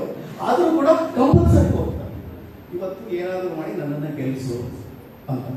ಸೊ ಈ ನಾವೆಲ್ಲ ದೇವರ ಭಕ್ತಿ ಅನ್ನೋದು ಬಹುತೇಕ ಜನರ ಮಧ್ಯೆ ಒಂದು ವ್ಯಾಪಾರ. ಒಂದು ನಾನು ನೋಡಪ್ಪ, ನೀನು ಹೀಗೆ ಮಾಡಿದ್ರೆ ನಾನು ಹೀಗೆ ಮಾಡ್ತೀನಿ, ನೀನು ಹೀಗೆ ಮಾಡಲಿಲ್ಲ ಅಂದ್ರೆ ಇದೇನಿಲ್ಲ, ನಾನು ಮಾಡೋ ಗ್ಯಾರಂಟಿ ಇಲ್ಲ. ಎಷ್ಟೋ ಜನ ಇಂತಹ ಪ್ರಾರ್ಥನೆಗಳನ್ನೇ ಜಾಸ್ತಿ ಆಗ್ತದೆ. ನಮ್ಮ ಹೊಸಕೋಟೆ ತಾಲೂಕಲ್ಲಿ ಬಹುಶಃ ನೀವೆಲ್ಲ ನೋಡಿರ್ತೀರಿ, ಒಂದು ಕಾಟಗಮ್ಮ ಟೆಂಪಲ್ ಅಂತ ಇದೆ. ಅಲ್ಲಿ ಒಂದು ಮರ ಇದೆ. ಆ ಮರಕ್ಕೆ ಕಟ್ಟಿರುವ ತೆಂಗಿನಕಾಯಿಗಳ ಸಂಖ್ಯೆ ನಮ್ಮ ತಾಲೂಕಿನಲ್ಲಿರುವ ಜನಸಂಖ್ಯೆಗಿಂತ ಜಾಸ್ತಿ ಇದೆ. ಅದು ಅಸಾಧ್ಯ. ಹೆಂಗ್ ಕಟ್ಟಿರ್ಬೇಕು ಅಂದ್ರೆ ಪ್ರತಿ ಕೊಂಬೆ ಅಲ್ಲಿರುವ ಎಲೆಗಳಿಗಿಂತ ಅವ್ರು ಕಟ್ಟಿರುವ ತೆಂಗಿನಕಾಯಿಗಳು ಏನೋ ಒಂದು ಇರುತ್ತಲ್ಲ, ಮುಡುಪು ಅಂತಿರೋ, ಹರಕೆ ಅಂತಿರೋ, ಅದರ ಶಕ್ತಿ ಪ್ರೀತ ಇದೆ. ಏನಂದ್ರೆ ಅದರ ಪ್ರತಿ ಮುಡುಪಿನ ಹಿಂದೆ ಒಂದು ಕೋರಿಕೆ ಇದೆ. ಕೆಲವೊಂದು 1, 2, 3, 4, 5, 6 ಕೋರಿಕೆಗಳು ಇರ್ತವೆ. ಒಂದು ವೇಳೆ ಆ ಎಲ್ಲ ಕೋರಿಕೆಗಳನ್ನು ಏನಾದರೂ ಈಡೇರಿಸಿಬಿಟ್ರೆ ನಾವ್ಯಾರು ಬದುಕಕ್ಕೆ ಸಾಧ್ಯ ಇಲ್ಲ. ನಮ್ಗೆ ಎಷ್ಟೋ ಸಲ ಗೊತ್ತಿರಲ್ಲ, ಎಷ್ಟೋ ಬ್ಲೆಸ್ಸಿಂಗ್ಸ್ ಇನ್ ಡಿಸ್ಗೈಸ್ ಅಂತ ಇರುತ್ತೆ. ಕಲಾಂ ಅವ್ರದ್ದು ಒಂದು ಮಾತು ಹೇಳ್ತೀನಿ. ಅವರು ಪೈಲಟ್ ನಿಮಗೆಲ್ಲ ಗೊತ್ತಿದೆ, ಪೈಲಟ್ ಆಗಬೇಕು ಅಂತಿದ್ರು, ಇಂಟರ್ವ್ಯೂಗೆ ಹೋದ್ರು, ಕಾರಣಾಂತರದಿಂದ ಅವರು ಪೈಲಟ್ ಆಗಲಿಲ್ಲ. ಅವರು ತುಂಬ ಬೇಸರ ಆಯಿತು. ಅವರು ಹರಿದ್ವಾರಕ್ಕೆ ಹೋದ್ರು, ಋಷಿಕೇಶ. ಅಲ್ಲಿ ಡಿವೈನ್ ಲೈಫ್ನ ಸ್ವಾಮಿ ಶಿವಾನಂದರು ಅಂತ ಇರ್ತಾರೆ, ಅವ್ರನ್ನ ಭೇಟಿ ಮಾಡ್ತಾರೆ. ಸ್ವಲ್ಪ ಬೇಸರದಲ್ಲಿದ್ದೀರಿ, ಯಾಕೆ ಅಂತ ಹೇಳಿದ್ರೆ, ನೋಡಿ ನಾನು ಈ ಥರ ಪೈಲಟ್ ಆಗಬೇಕು ಅಂತಿದ್ದೆ, ಆಗಲಿಲ್ಲ, ಅದಕ್ಕೆ ಬೇಸರ. ಅವ್ರು ಹೇಳಿದ್ರಂತೆ, ಆಯ್ತಪ್ಪ ನೀವು ಪೈಲಟ್ ಆಗಿಲ್ಲ, ದೇವರು ನೀವು ಇನ್ನೂ ಏನೋ ದೊಡ್ಡದಾಗಬೇಕು ಅಂತಿದೆ, ಅದಕ್ಕೆ ನಿಮ್ಮನ್ನು ಪೈಲಟ್ ಮಾಡಿಲ್ಲ, ಸಂತೋಷವಾಗಿರ್ತೀನಿ ಅಂತ ಹೇಳಿ. ಹಾಗೆ ನಮ್ಗೆ ಗೊತ್ತಾಗೋದಿಲ್ಲ. ನಿಜ ಹೇಳ್ತೀನಿ, ನಾನು ಒಂದು ಆಸ್ಪತ್ರೆಯ ಜವಾನ ಹುದ್ದೆಗೆ ತುಂಬ ಪ್ರಯತ್ನ ಮಾಡಿದ್ದೆ. ಅಪ್ಲಿಕೇಶನ್ ಹಾಕಿ ಆಗಲೇಬೇಕು ಅಂತ, ಆಗಲಿಲ್ಲ, ಬೇಸರ ಆಯಿತು. ಅದಾಗಿದ್ರೆ ನಾನು ಇವತ್ತು ಇದಾಗ್ತಾ ಇರಲಿಲ್ಲ. ನಮ್ಗೆ ಎಷ್ಟೋ ಸಲ ಫೇಲ್ಯೂರ್ಸ್ ಅನ್ನ ನಾವು ಪಾಸಿಟಿವ್ ಆಗಿ ತಗೊಳ್ಳೋದನ್ನ ಕಲ್ತ್ಕೋಬೇಕು. ಹಾಗೆ ದೇವರಲ್ಲಿ ಕೋರಿಕೆಗಳಂತ ನಾನು ಹೇಳ್ತಾ ಇದ್ದಲ್ಲ, ಇದು ಕೋರಿಕೆಗಳ ಮೂಲಕ ಹೋಗೋದು, ಇದು ನಿಜವಾದ ಭಕ್ತಿ ಅಲ್ಲ. ಭಕ್ತಿ ಅಂದ್ರೆ ಅದಕ್ಕೆ ನಾನು ತುಂಬಾ ಅಗ್ಗದ ವಸ್ತು ಅಂತ ನಾವು ಹೇಳ್ಕೊಂಡಿದ್ದೀವಿ, ಅದಲ್ಲ ಅಂತ ನಾನು ಹೇಳಿಕ್ಕೆ ಬರ್ತಿದ್ದೀನಿ ಅಷ್ಟೇ. ಭಕ್ತಿ ಅಂತ ಹೇಳಿದ್ರೆ, ಉದಾಹರಣೆಗೆ ಅಕ್ಕ ಮಹಾದೇವಿ ಒಂದು ವಚನದಲ್ಲಿ ಹೇಳ್ತಾರೆ ನೋಡಿ, ನಿಮಗೆಲ್ಲ ಗೊತ್ತೇ ಇರುತ್ತೆ ಸರ್, ಎಲ್ಲ ನಮ್ಗೆ ಗೊತ್ತಿರೋದೇ ಹೇಳ್ತಾ ಇದೀರಲ್ಲ ಅಂದ್ರೆ ಖಂಡಿತ ಹೌದು, ನಿಮ್ಗೆ ಗೊತ್ತಿರೋದನ್ನೇ ನಾನು ಹೇಳೋದು. ಯಾಕಂದ್ರೆ ನಿಮ್ಗೆ ಗೊತ್ತಿರೋದು ನಮ್ಗೆ ಗೊತ್ತಿಲ್ಲ, ಎಲ್ಲ ನಿಮ್ಗೆ ಗೊತ್ತಿದೆ. ಚಂದನವ ಕಡೆದು ತೇಗೊಡೆ ನೊಂದನೆಂದು ಕಂಪ ಬಿಟ್ಟೀತೆ, ತಂದು ಸುವರ್ಣವ ಕಡಿದು ಹೊರೆದಡೆ ಬೆಂದು ಕಳಂಕ ಹಿಡಿಯುತ್ತೆ, ಕಡಿದ ಕಬ್ಬನ್ನು ತಂದು ಗಾಣದಲ್ಲಿಕ್ಕಿ ಬೆಂದು ಪಾಕಗೊಂಡು ಸಕ್ಕರೆಯಾಗಿ ನೊಂದನೆಂದು ಸಿಹಿಯ ಬಿಟ್ಟೀತೆ. ಚನ್ನಮಲ್ಲಿಕಾರ್ಜುನ ನೀ ಒಂದಡೆಯೂ ನಾ ಶರಣೆಂಬುದ ಮಾಡಿ. ಇದು ಭಕ್ತಿ. ಇದು ಸಾಧ್ಯನಾ? ಪರಿಶೀಲನೆ ಮಾಡ್ಕೋಬೇಕು ನಾವು. ಭಕ್ತಿ ಅಂದ್ರೆ ನೋಡಿ, ನೀ ಏನಾರ ಕಷ್ಟಪಡಪ್ಪ, ನಾನು ಕೇಳಿದ್ದೊಂದು ಕೊಡ್ಬೇಡ, ತೊಂದರೆ ಇಲ್ಲ, ಆದ್ರೆ ನಿನ್ನನ್ನು ಮಾತ್ರ ಬಿಡೋದಿಲ್ಲ ನಾವು. ಭಕ್ತಿ ಅಂದ್ರೆ ಪ್ರೇಮ, ಭಕ್ತಿ ಅಂದ್ರೆ ಶ್ರದ್ಧೆ. ಅವರನ್ನು ಎಷ್ಟೋ ಪರೀಕ್ಷೆಗೆ ಒಳಪಡಿಸಿ ಇದನ್ನ ಭಕ್ತರನ್ನು ತಿಳ್ಕೊಳ್ತಾರೆ ಅಂದ್ರೆ ಇದೆಲ್ಲ ಪರೀಕ್ಷೆಗಳು ಅಂತ ತಿಳ್ಕೊಳ್ತಾರೆ. ನೀನು ಗಟ್ಟಿಯಾಗಲಿಕ್ಕೆ ಬಂದಿರುವಂತಹ ಸನ್ನಿವೇಶಗಳು ಇವೆಲ್ಲ ನಾವು ಗಟ್ಟಿಯಾಗಲಿಕ್ಕೆ ಬಂದಿರೋದು, ಇದು ಕಷ್ಟಗಳಲ್ಲ ಅಂತ ನಾವು ಪಾಸಿಟಿವ್ ಆಗಿ ತಿಳ್ಕೋಬೇಕು ಅನ್ನೋದು ಈ ಒಂದು ವಚನದಿಂದ ನಾವು ಕಲ್ತ್ಕೋಬೇಕು. ಬರೀ ನಾವು ಓದ್ಕೊಳ್ಳೋದು, ಗಟ್ಟಿ ಮಾಡೋದು, ಪರೀಕ್ಷೆ ಬರೆಯೋದು ಅಲ್ಲ, ಅದು ಉದ್ದೇಶ ಅಲ್ವೇ ಅಲ್ಲ. ನಾವು ಇಂಥ ವಚನಗಳಿಂದ ನಾವು ನಮ್ಮ ಬದುಕಿಗೆ ಇಲ್ಲಿಂದ ನಾವು ಪ್ರೇರಣೆಯನ್ನು ತೆಗೆದುಕೊಳ್ಬೇಕು. ಇಂತಹ ಬಸವಣ್ಣನವರು ಮುಂದೆ ಲಿಂಗದ ಮೂಲಕ ಷಟ್ಸ್ಥಳಗಳು ಅಂತ ಬರ್ತವೆ. ಲಿಂಗಾಯತ ಧರ್ಮದಲ್ಲಿ ನೀವು ಯಾರು ಆಚರಣೆ ಮಾಡೋದ್ರೆ ಬಹುಶಃ ನಿಮಗೆ ಗೊತ್ತಾಗುತ್ತೆ. ಭಕ್ತ ಸ್ಥಳ, ಮಾಹೇಶ ಸ್ಥಳ, ಈ ರೀತಿ ಪ್ರಸಾದಿ ಸ್ಥಳ, ಈ ರೀತಿ ಬರ್ತದೆ ಮುಂದೆ. ಅರ್ಥ ಆಯ್ತಾ? ಭಕ್ತ ಸ್ಥಳ, ಮಾಹೇಶ ಸ್ಥಳ, ಮತ್ತೆ ಪ್ರಸಾದಿ ಸ್ಥಳ, ಮತ್ತೆ ಇನ್ಯಾವುದು ಯಾರ್ಯಾರು ಗೊತ್ತಿದೆಯಾ? ಪ್ರಾಣಲಿಂಗಿ ಸ್ಥಳ, ಮತ್ತೆ ಶರಣ ಸ್ಥಳ, ಮತ್ತೆ ಐಕ್ಯ ಸ್ಥಳ ಅಂತ ಷಟ್ ಸ್ಥಳಗಳನ್ನು ನಿರೂಪಣೆ. ಇದನ್ನ ಚನ್ನಬಸವಣ್ಣನವರು ಮಾಡ್ತಾರೆ ವಿಶೇಷವಾಗಿ. ಅಲ್ಲಿ ಹೋಗಿ ಕೊನೆಗೆ ಅದು ಯಾವ ಹಂತವನ್ನು ಅವರು ತಲುಪ್ತಾರೆ ಅಂತ ಹೇಳಿದ್ರೆ, ಕೊನೆಗೆ ಅವರು ಅನಂತತೆಯನ್ನ ತಲುಪ್ತಾರೆ. ನೀವು ಯಾವುದನ್ನು ನಿರ್ವಾಣ ಅಂತೀರಿ, ಕೈವಲ್ಯ ಅಂತೀರಿ, ಮುಕ್ತಿ ಅಂತೀರಿ, ಬಯಲು. ಅವರು ಶರಣರ ಮಾತಿನಲ್ಲಿ ಹೇಳಬೇಕಂದ್ರೆ ಬಯಲು ಅಂತ ಕರೀತಾರೆ. ಅದು ಆದಿ ಅಂತ್ಯವಿಲ್ಲದೆ ಇರತಕ್ಕಂಥ ಸ್ವಾತಂತ್ರ್ಯ. ಬಯಲು ಅಂದ್ರೆ ಬಯಲು ಅನ್ನೋದು ನಮ್ಮ ಕಡೆಯಲ್ಲೂ ಇರುತ್ತೆ, ನಿಮ್ಮೆಲ್ಲರ ಕೈಯಲ್ಲೂ ಇದೆ. ಏನದು? ಬಯಲು, ಮೊಬೈಲು. ಆ ಬಯಲು ಅಲ್ಲ, ಅವ್ರು ಹೇಳ್ತಾ ಇರೋದು ಅನಂತತೆಯನ್ನ. ನೀವು ಯಾರು ಕುವೆಂಪು ಅವರ ಒಂದು ಇದನ್ನು ಕೇಳಿದಿರಲ್ಲ, ಆಗು ನೀ ಅನಂತವಾಗು, ಆಗು ನೀ ಅನಿಕೇತನ ಅಂತ ಏನ್ ಹೇಳಿದ್ರು, ಯಾವ ಭಾವ ಇದೆ ಅದನ್ನ ನಾವು ಬಯಲು ಅಂತ ಕರೀತೀವಿ, ನಿರ್ವಾಣ ಅಂತ ಕರೀತೀವಿ, ಕೈವಲ್ಯ ಅಂತ ಕೊಡ್ತೀವಿ. ಇದು ಧಾರ್ಮಿಕವಾಗಿ ಜನರು ದಾರಿ ತಪ್ಪಿದ್ದನ್ನ, ಆಧ್ಯಾತ್ಮಿಕವಾಗಿ ಜನರು ದಾರಿ ತಪ್ಪಿದ್ದನ್ನ ಬಸವಾದಿ ಶರಣರು ಮತ್ತೆ ಟ್ರ್ಯಾಕಿಗೆ ತಗೊಂಡು ಬರ್ತಾರೆ. ಯಾರ್ಯಾರಿಗೆ ಅವಕಾಶ ಇಲ್ಲವೋ, ಯಾರು ವಂಚಿತರಿದ್ದರೋ, ಯಾರಿಗೆ ಅಸಡ್ಡೆ ಬಂದಿತ್ತೋ ಅಂದಿನ ವ್ಯವಸ್ಥೆ ಬಗ್ಗೆ ಅವರೆಲ್ಲರೂ ಕೂಡ ಬಸವಾದಿ ಶರಣರ ವಚನಗಳ ಮೂಲಕ ಅವರು ಆಧ್ಯಾತ್ಮಿಕತೆಯ ಒಂದು ಸೌಖ್ಯವನ್ನ, ಆ ಒಂದು ನೆಮ್ಮದಿಯನ್ನ, ಶಾಂತಿಯನ್ನ ಕಂಡುಕೊಳ್ತಾರೆ. ಅದಕ್ಕೆ ಅವರು ಲಕ್ಷ ಲಕ್ಷ ಲಕ್ಷ ಜನರಲ್ಲಿ ಬಂದರು. ಆದರೆ ಬಸವಣ್ಣವರು ಎಲ್ಲರಿಗೂ ಹೇಳಿದ್ದು, ನಾನು ಆಗ್ಲೇ ಹೇಳಿದೆ, ಯಾವುದು ಶಾರ್ಟ್ ಕಟ್ ಅಂತ ಇರೋದಿಲ್ಲ, ಯಾವುದೇ ಧರ್ಮವನ್ನು ಸ್ವೀಕರಿಸಿ ಶಾರ್ಟ್ ಕಟ್ ಇರೋದಿಲ್ಲ.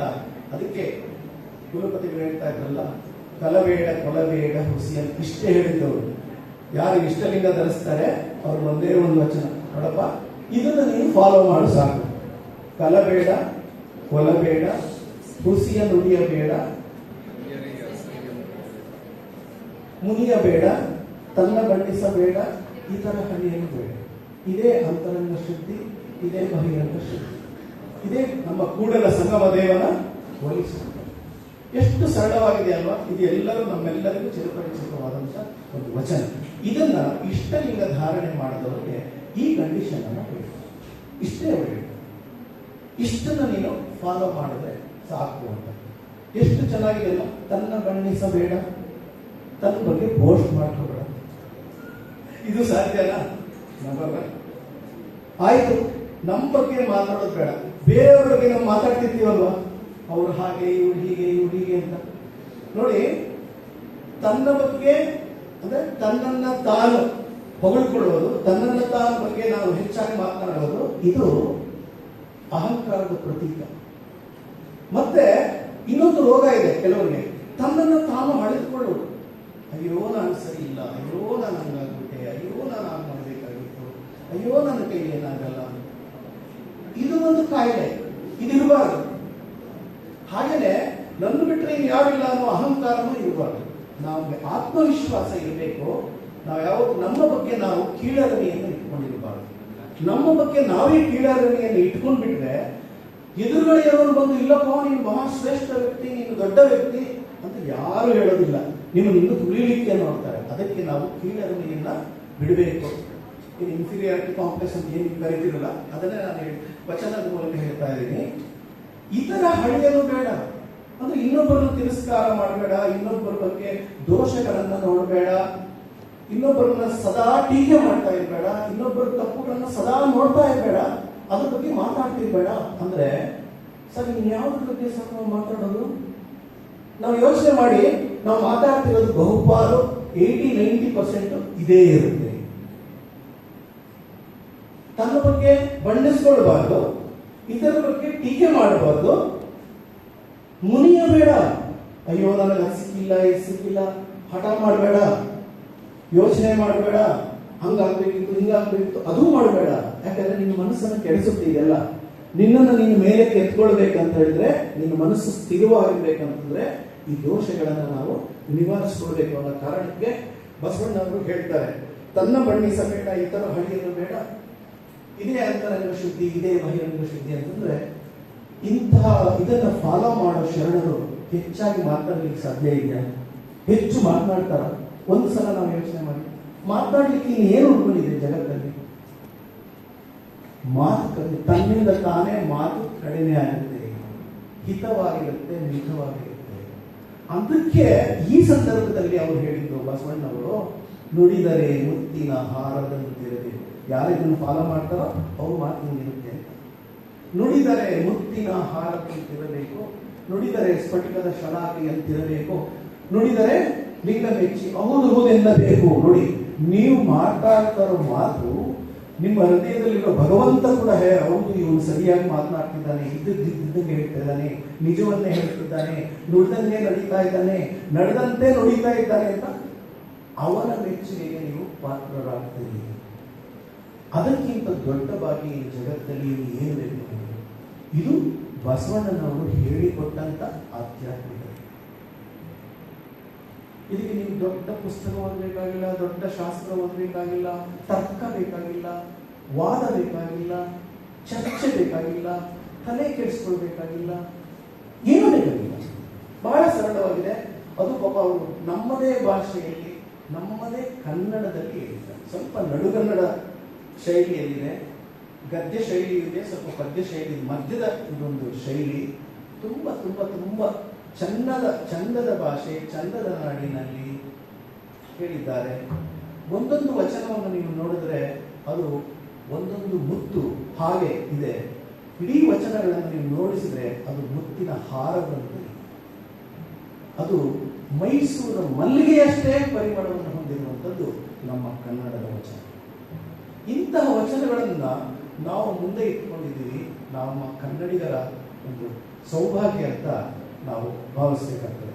ಹಾಗಾಗಿ ನುಡಿದಂತೆ ನಡೆದವರು, ನಡೆದಂತೆ ನುಡಿದವರ ಮಾತಿಗೆ ತುಂಬ ಬೆಲೆ ಇರುತ್ತೆ. ಎಲ್ಲರೂ ಮಾತು ಕೇಳ್ತಾರೆ. ನಾನು ಹಾಡಿದ್ರೆ ಯಾರು ಕೇಳೋದಿಲ್ಲ. ವೀರಪ್ಪನ ಬಂದು ನೋಡಪ್ಪ, ನಾಡನ್ನು ಉಳಿಸಿ, ಕಾಡನ್ನು ಬೆಳೆಸಿ, ಪ್ರಾಣಿಗಳಿಗೆ ದಯ ತೋರಿ ಅಂದ್ರೆ ಯಾರು ಕೇಳ್ತಾರೆ? ಯಾರು ಕೇಳೋದಿಲ್ಲ. ಅದೇ ಸಾಲ ತಿಮ್ಮಕ್ಕ ಬಂದು ಹೇಳಿದ್ರೆ ನೋಡಪ್ಪ ನಾನು ಗಿಡ ನೆಡಿದ್ರೆ ಎಲ್ಲರೂ ಕೇಳ್ತಾರೆ. ಹಾಗೆ ಯಾರು ನಡೆದಂತೆ ನುಡಿದಿದ್ದಾರೋ ಅವರ ಮಾತಿಗೆ ಮೌಲ್ಯ ಇರುತ್ತೆ, ತೂಕ ಇರ್ತದೆ. ಇತಿಹಾಸದಲ್ಲಿ ನಿಲ್ಲೋದು ಅವರು ಮಾತು. ನಮ್ಮ ಮಾತುಗಳು ನಾವು ಬೆಳಗ್ಗೆ ಏನು ಮಾತಾಡಿದ್ವಿ ನಮಗೆ ನೆನಪಿರೋದಿಲ್ಲ, ಇನ್ನು ಬೇರೆಯವರು ಹೇಗೆ ನೆನಪಿಟ್ಕೊಳ್ಳಿಕ್ಕೆ ಸಾಧ್ಯ? ಅಂತಹ ನುಡಿಗಳು ನಮ್ಮ ಈ ವಚನಗಳು. ಅದಕ್ಕೆ ನಾನು ಇದನ್ನ ಆಧ್ಯಾತ್ಮಿಕ ಕ್ರಾಂತಿ, ಆಧ್ಯಾತ್ಮಿಕ ಚಳುವಳಿ ಅಂತ ನಾನು ಹೇಳ್ತೀನಿ. ಇನ್ನು ಒಂದು 5-10 ನಿಮಿಷದಲ್ಲಿ ಬಹುಶಃ ನೀವೆಲ್ಲ ಅಷ್ಟು ಮೌನವಾಗಿದ್ದೀರಿ ಅಂತಂದ್ರೆ ನಿಮ್ಮ ಕೈಯಲ್ಲೆಲ್ಲ ಮೊಬೈಲ್ ಇರಬೇಕು ಅಂತ ಅಂದ್ಕೊಂಡಿರ್ತೀನಿ, ಅಥವಾ ನೀವು ನನ್ನ ಮಾತನ್ನು ಆಲಿಸ್ತಾ ಇರ್ಬೋದು. ತುಂಬಾ ಧನ್ಯವಾದಗಳು. ಯಾಕಂದ್ರೆ ನನ್ನ ಎಲ್ಲರೂ ನೋಡ್ತಾ ಇದ್ದೀರಿ, ಯಾರ್ಯಾರು ತಲೆ ಬಗ್ಸ್ಕೊಂಡಿದ್ದೀರಾ ಅಂತ ಸಾರ್ ಅವರು ಹೇಳಿದ್ರೆ ನಾನು ಸ್ವಲ್ಪ ನೋಡಿದೆ. ಈ ತರ ತಲೆ ಬಗ್ಸ್ಕೊಂಡಿದ್ದೀರಿ ಅಂದ್ರೆ ಮೊಬೈಲ್ ನೋಡ್ತಾ ಇದ್ದೀರಿ ಅಂತ ಅರ್ಥ ಇಲ್ಲ. ನೀವೆಲ್ಲ ಈ ಕಡೆ ನೋಡ್ತಾ ಇದ್ದೀರಿ ಅಂತ ಹೇಳಿದ್ರೆ ನೀವೆಲ್ಲ ಗಮನಿಸ್ತಾ ಇದ್ದೀರಿ ಅಂತ. ಯಾಕಂದ್ರೆ ನಮಗಿಂತ ಹೆಚ್ಚಾಗಿ ಯುವಕರಿಗೆ ಯುವತಿಯರಿಗೆ ಈ ವಚನಗಳು ಬೇಕಾಗಿದೆ. ಯಾಕಂದ್ರೆ ನಿಮ್ಮ ಭವಿಷ್ಯ ಇನ್ನೂ ತುಂಬಾ ಇದೆ. ಇನ್ನೊಂದು ಕ್ರಾಂತಿ ನಾನು ಹೇಳ್ತೀನಿ, ಅದು ನಿಮಗೆಲ್ಲ ಗೊತ್ತಿರೋದೆ.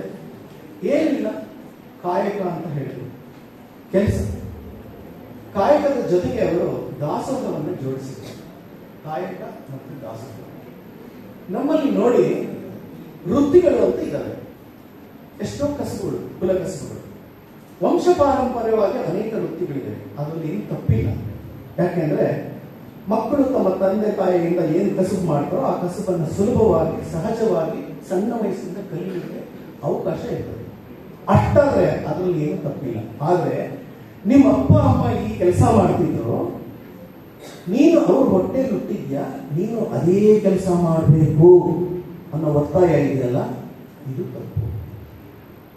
ನಿಮ್ಮ ತಂದೆ ತಾಯಿ ಇದು ಮಾಡ್ತಿದ್ರು, ನೀನು ಅದನ್ನೇ ಮಾಡಬೇಕು ಅನ್ನೋದಿದೆಯಲ್ಲ, ಇದು ದೊಡ್ಡ ತಪ್ಪು. ಬಸವಣ್ಣನವರು ಇದನ್ನ ಗಮನಿಸಿದ್ರು. ನೋಡಿ, ಜಾತಿಗೂ ವೃತ್ತಿಗೂ ಸಂಬಂಧ.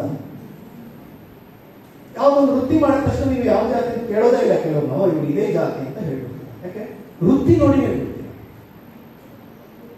ಅದಕ್ಕೆ ಈ ಜಾತಿಯವನು, ಈ ವರ್ಗದವನು ಇದೇ ವೃತ್ತಿ ಮಾಡಬೇಕು ಅನ್ನುವಂತಹ ಒಂದು ಬಂಧನ, ಒಂದು ಸಂಕೋಲೆ ಇದೆಯಲ್ಲ, ಅದು ಒಂದು ಶಾಪ. ಅದು ಈ ವರ್ಣ ವ್ಯವಸ್ಥೆಯಲ್ಲಿ, ಜಾತಿ ವ್ಯವಸ್ಥೆಯಲ್ಲಿ ಅಂದಿಗೂ ಇತ್ತು, ಇವತ್ತಿಗೂ ಇದೆ. ಇದನ್ನು ನಾವು ಅರ್ಥ ಮಾಡ್ಕೊಳ್ಬೇಕು. ಬಸವಣ್ಣ ಅವರು ಹೇಳಿದ್ರು, ಯಾವ ವೃತ್ತಿಯೂ ಈ ಜಗತ್ತಿನಲ್ಲಿ ಕೀಳಾದ್ದಿಲ್ಲ. ಕೊಲೆ ಮಾಡೋದು, ವಂಚನೆ ಮಾಡೋದು, ಮೋಸ ಮಾಡೋದು, ದೇಶದ್ರೋಹ ಮಾಡಿದ್ರೆ ಅದು ತಪ್ಪು, ಅದಕ್ಕೆ ಶಿಕ್ಷೆ ಆಗಬೇಕು. ತನ್ನ ಹೊಟ್ಟೆಗೋಸ್ಕರ, ತನ್ನ ಸಂಸಾರವನ್ನು ಸಾಗಿಸುವುದಕ್ಕೋಸ್ಕರ ತನಗೆ ಕೈಗೆ ಸಿಕ್ಕಂತ ಒಂದು ವೃತ್ತಿಯನ್ನು ಮಾಡೋದರಲ್ಲಿ ತಪ್ಪೇ ಇದೆ. ಆ ವೃತ್ತಿಯನ್ನು ನಾವು ಗೌರವಿಸುವುದನ್ನು ಕಲ್ತ್ಕೊಳ್ಬೇಕು. ಯಾವ ವೃತ್ತಿಯೋ ಒಂದು ವೃತ್ತಿ ಮೇಲೆದ್ದು ಇನ್ನೊಂದು ವೃತ್ತಿ ಕೆಳಗಡೆ ಅಂತ ಹೇಳಿಕೊಟ್ಟವನು ಯಾರು? ಅದನ್ನು ನಾವು ಹೇಳ್ಕೊಟ್ಟವನು ಯಾರೋ ಒಬ್ಬ ಇದ್ದಾನೆ ಅಂತ ಇಟ್ಕೊಳ್ಳೋಣ. ಹೇಳ್ಕೊಟ್ಟಿದ್ದನ್ನು ನಾವು ನಂಬಿಕೊಂಡು ಅದನ್ನ ನಿರಂತರ ಮುಂದುವರಿಸ್ಕೊಂಡು ಹೋಗ್ತಿದ್ವಲ್ವಾ, ನಮ್ಗೆ ಬುದ್ಧಿ ಇಲ್ವಾ, ನಮ್ಗೆ ವಿದ್ಯೆ ಇಲ್ವಾ? ನಾವು ಅದನ್ನು ವಿಶ್ಲೇಷಣೆ ಮಾಡಬೇಕು. ಅದಕ್ಕೆ ಜಗತ್ತಿನಲ್ಲಿ ಯಾವ ವೃತ್ತಿಯೂ ಕೀಳಲ್ಲ. ಅದಕ್ಕೆ ನಮ್ಮ ಸಮಾಜದಲ್ಲಿ ಅಂದು ಕೂಡ ವೃತ್ತಿಯನ್ನು ಆಧರಿಸಿ, ಜಾತಿಗಳನ್ನು ಆಧರಿಸಿ ತಾರತಮ್ಯ ಭಾವನೆ ತುಂಬ ಇತ್ತು ಬಸವಣ್ಣವರ ಕಾಲದಲ್ಲಿ. ಅದನ್ನು ಹೋಗಲಾಡಿಸಬೇಕು ಅಂತ ಬಸವಣ್ಣವರಿಗೆ ಮನಸ್ಸಿಗೆ ಬಂತು. ನಾಳೆ ನೀವು MA ಓದ್ತೀರಾ, MCom ಓದಿರ್ತೀರಾ, MSc ಓದಿರ್ತೀರಾ, ನಿಮಗೆ ನಾಳೆ ನಿಮಗೆ ಯೋಗ್ಯತೆಗೆ, ನಿಮ್ಮ ಶಿಕ್ಷಣಕ್ಕೆ ತಕ್ಕಾದ ಕೆಲಸ ಸಿಗುತ್ತೇನೆ ಏನೋ ಖಾತ್ರಿ ಇಲ್ಲ, ಗ್ಯಾರಂಟಿ ಇಲ್ಲ. ನೀವೆಲ್ಲೋ ಒಂದು ಕಾರಣಕ್ಕೆ ಒಂದು ಸಣ್ಣ ಅಟೆಂಡರ್ ಕೆಲಸ ಸಿಗ್ಬೋದು. ನಾನು ಹೈಕೋರ್ಟಲ್ಲಿದ್ದೆ. ಹೈಕೋರ್ಟಲ್ಲಿ ಕೆಲಸ ಮಾಡಬೇಕಾದ್ರೆ ಅಲ್ಲಿ 400 ಜನ ಒಂದೇ ಸಲ ಅಪಾಯಿಂಟ್ಮೆಂಟ್ ಮಾಡ್ಕೊಂಡು, ಎಲ್ಲ ಅಟೆಂಡರ್ಸ್. ಕಸ ತರಬೇಕು, ಕ್ಲೀನ್ ಮಾಡಬೇಕು, ಫೈಲ್ ಎತ್ಕೊಳ್ಬೇಕು, ಕಾಫಿ ತರಬೇಕು, ಎಲ್ಲ ಮಾಡಬೇಕು. ಒಂದು ದಿವಸ ನಮಗೆ ರೆಗ್ಯುಲರ್ ಆಗಿ ಬರ್ತಾ ಇರೋ ಅಟೆಂಡರ್ ಬಂದಿರಲಿಲ್ಲ. ಯಾರೋ ಒಂದು ಹುಡುಗಿ ಬಂತು, ಬೆಲ್ ಮಾಡಿದ ತಕ್ಷಣ ಹುಡುಗಿ ಬಂತು, ಸರ್ ಇವತ್ತು ಅವ್ರ ರಜಾ ನಾನೇ ಇದ್ದೀನಿ ಸರ್, ಏನಾಗಬೇಕಾ? ನೋಡಿದೆ, ಏನಿಲ್ಲ, ಸ್ವಲ್ಪ ಟೀ ತರಬೇಕಾಗಿತ್ತು. ಆಯ್ತು ಸರ್ ತರ್ತೀನಿ. ನೀವ್ಯಾರು, ಎಲ್ಲಿದೆ ಅಪಾಯಿಂಟ್ಮೆಂಟ್ ಆಯ್ತ್ರಿ, ಏನು ಓದಿದ್ದೀರಿ ಅಂತ ಕೇಳಿದೆ. ಅವ್ರಿಗೆ ಹೇಳಿದ್ರು, BA in computer science sir ನಾನು ಅಂತಂದ್ರು. ತಕ್ಷಣ ನನ್ನ ಬಸ್ಸು, ಈ ಮಗು ಹೆಂಗೆ ಟೀ ತರ ಕೇಳೋದಪ್ಪ, ನಾನು ಒಂಥರ ನನಗೆ ಸಂಕೋಚ ಆಯಿತು. ಸರಿ ಮನಿ ಯಾಕೆ ಈ ಕೆಲಸ ಹೇಗೆ ಬಂದೆ ಅಂತ. ಇಲ್ಲ ಸರ್, ನಮ್ಮ ಅಪ್ಪ ಅಮ್ಮ ಹೇಳಿದ್ರು ಗೌರ್ಮೆಂಟ್ ಕೆಲಸ ಅಲ್ವಾ, ಹಾಕ್ಬೋದು ಅಂದ್ರು ಸರ್, ಹಾಫ್ ಡೇ ಸಿಕ್ತು ಅಂತ. ಇದು ಹೇಗೆ ಸಿಕ್ತು ಅಂತ ನಾನು ಆಲೋಚನೆ ಮಾಡಿದೆ. 10th ಸ್ಟ್ಯಾಂಡರ್ಡ್ ಮಾರ್ಕ್ಸ್ ಇಟ್ಕೊಂಡಿದ್ದಾರೆ. 10th ಸ್ಟ್ಯಾಂಡರ್ಡ್ ಅಲ್ಲಿ ಯಾರ್ಯಾರು ರ್ಯಾಂಕ್ ಬಂದಿದ್ರು ಅವರೆಲ್ಲ ಅರ್ಜಿ ಹಾಕಿದ್ರು, ಅವ್ರಿಗೆಲ್ಲರಿಗೂ ಕೆಲಸ ಸಿಕ್ಬಿಡ್ತು. ಏನು? ಎಲ್ರಿಗೂ ಅಟೆಂಡರ್ ಕೆಲಸ. ಯಾರು ಸೆಕೆಂಡ್ ಕ್ಲಾಸ್ ಜಸ್ಟ್ ಪಾಸ್ ಆಗಿದ್ರಲ್ಲ ಅವ್ರಿಗೆ ಯಾರಿಗೂ ಕೆಲಸ ಸಿಕ್ಕಿಲ್ಲ. ಅವರು BA BCom ಮುಂದಕ್ಕೆ ಹೋಗ್ಬಿಟ್ರು. ಈ ರ್ಯಾಂಕ್ ಸ್ಟೂಡೆಂಟ್ಸ್ ಎಲ್ಲ ಇಲ್ಲಿ ಹೈಕೋರ್ಟ್ ಬಂತು. ಯಾವಾಗ ಏನ್ ಕೆಲಸ ಸಿಗುತ್ತೆ, ಯಾವ ವೃತ್ತಿ ಮಾಡಬೇಕಾಗ್ತದೆ, ಯಾವ ಸಂದರ್ಭ ಮಾಡಬೇಕಾಗ್ತದೆ ನಮಗೆ ಗೊತ್ತಾಗೋದಿಲ್ಲ.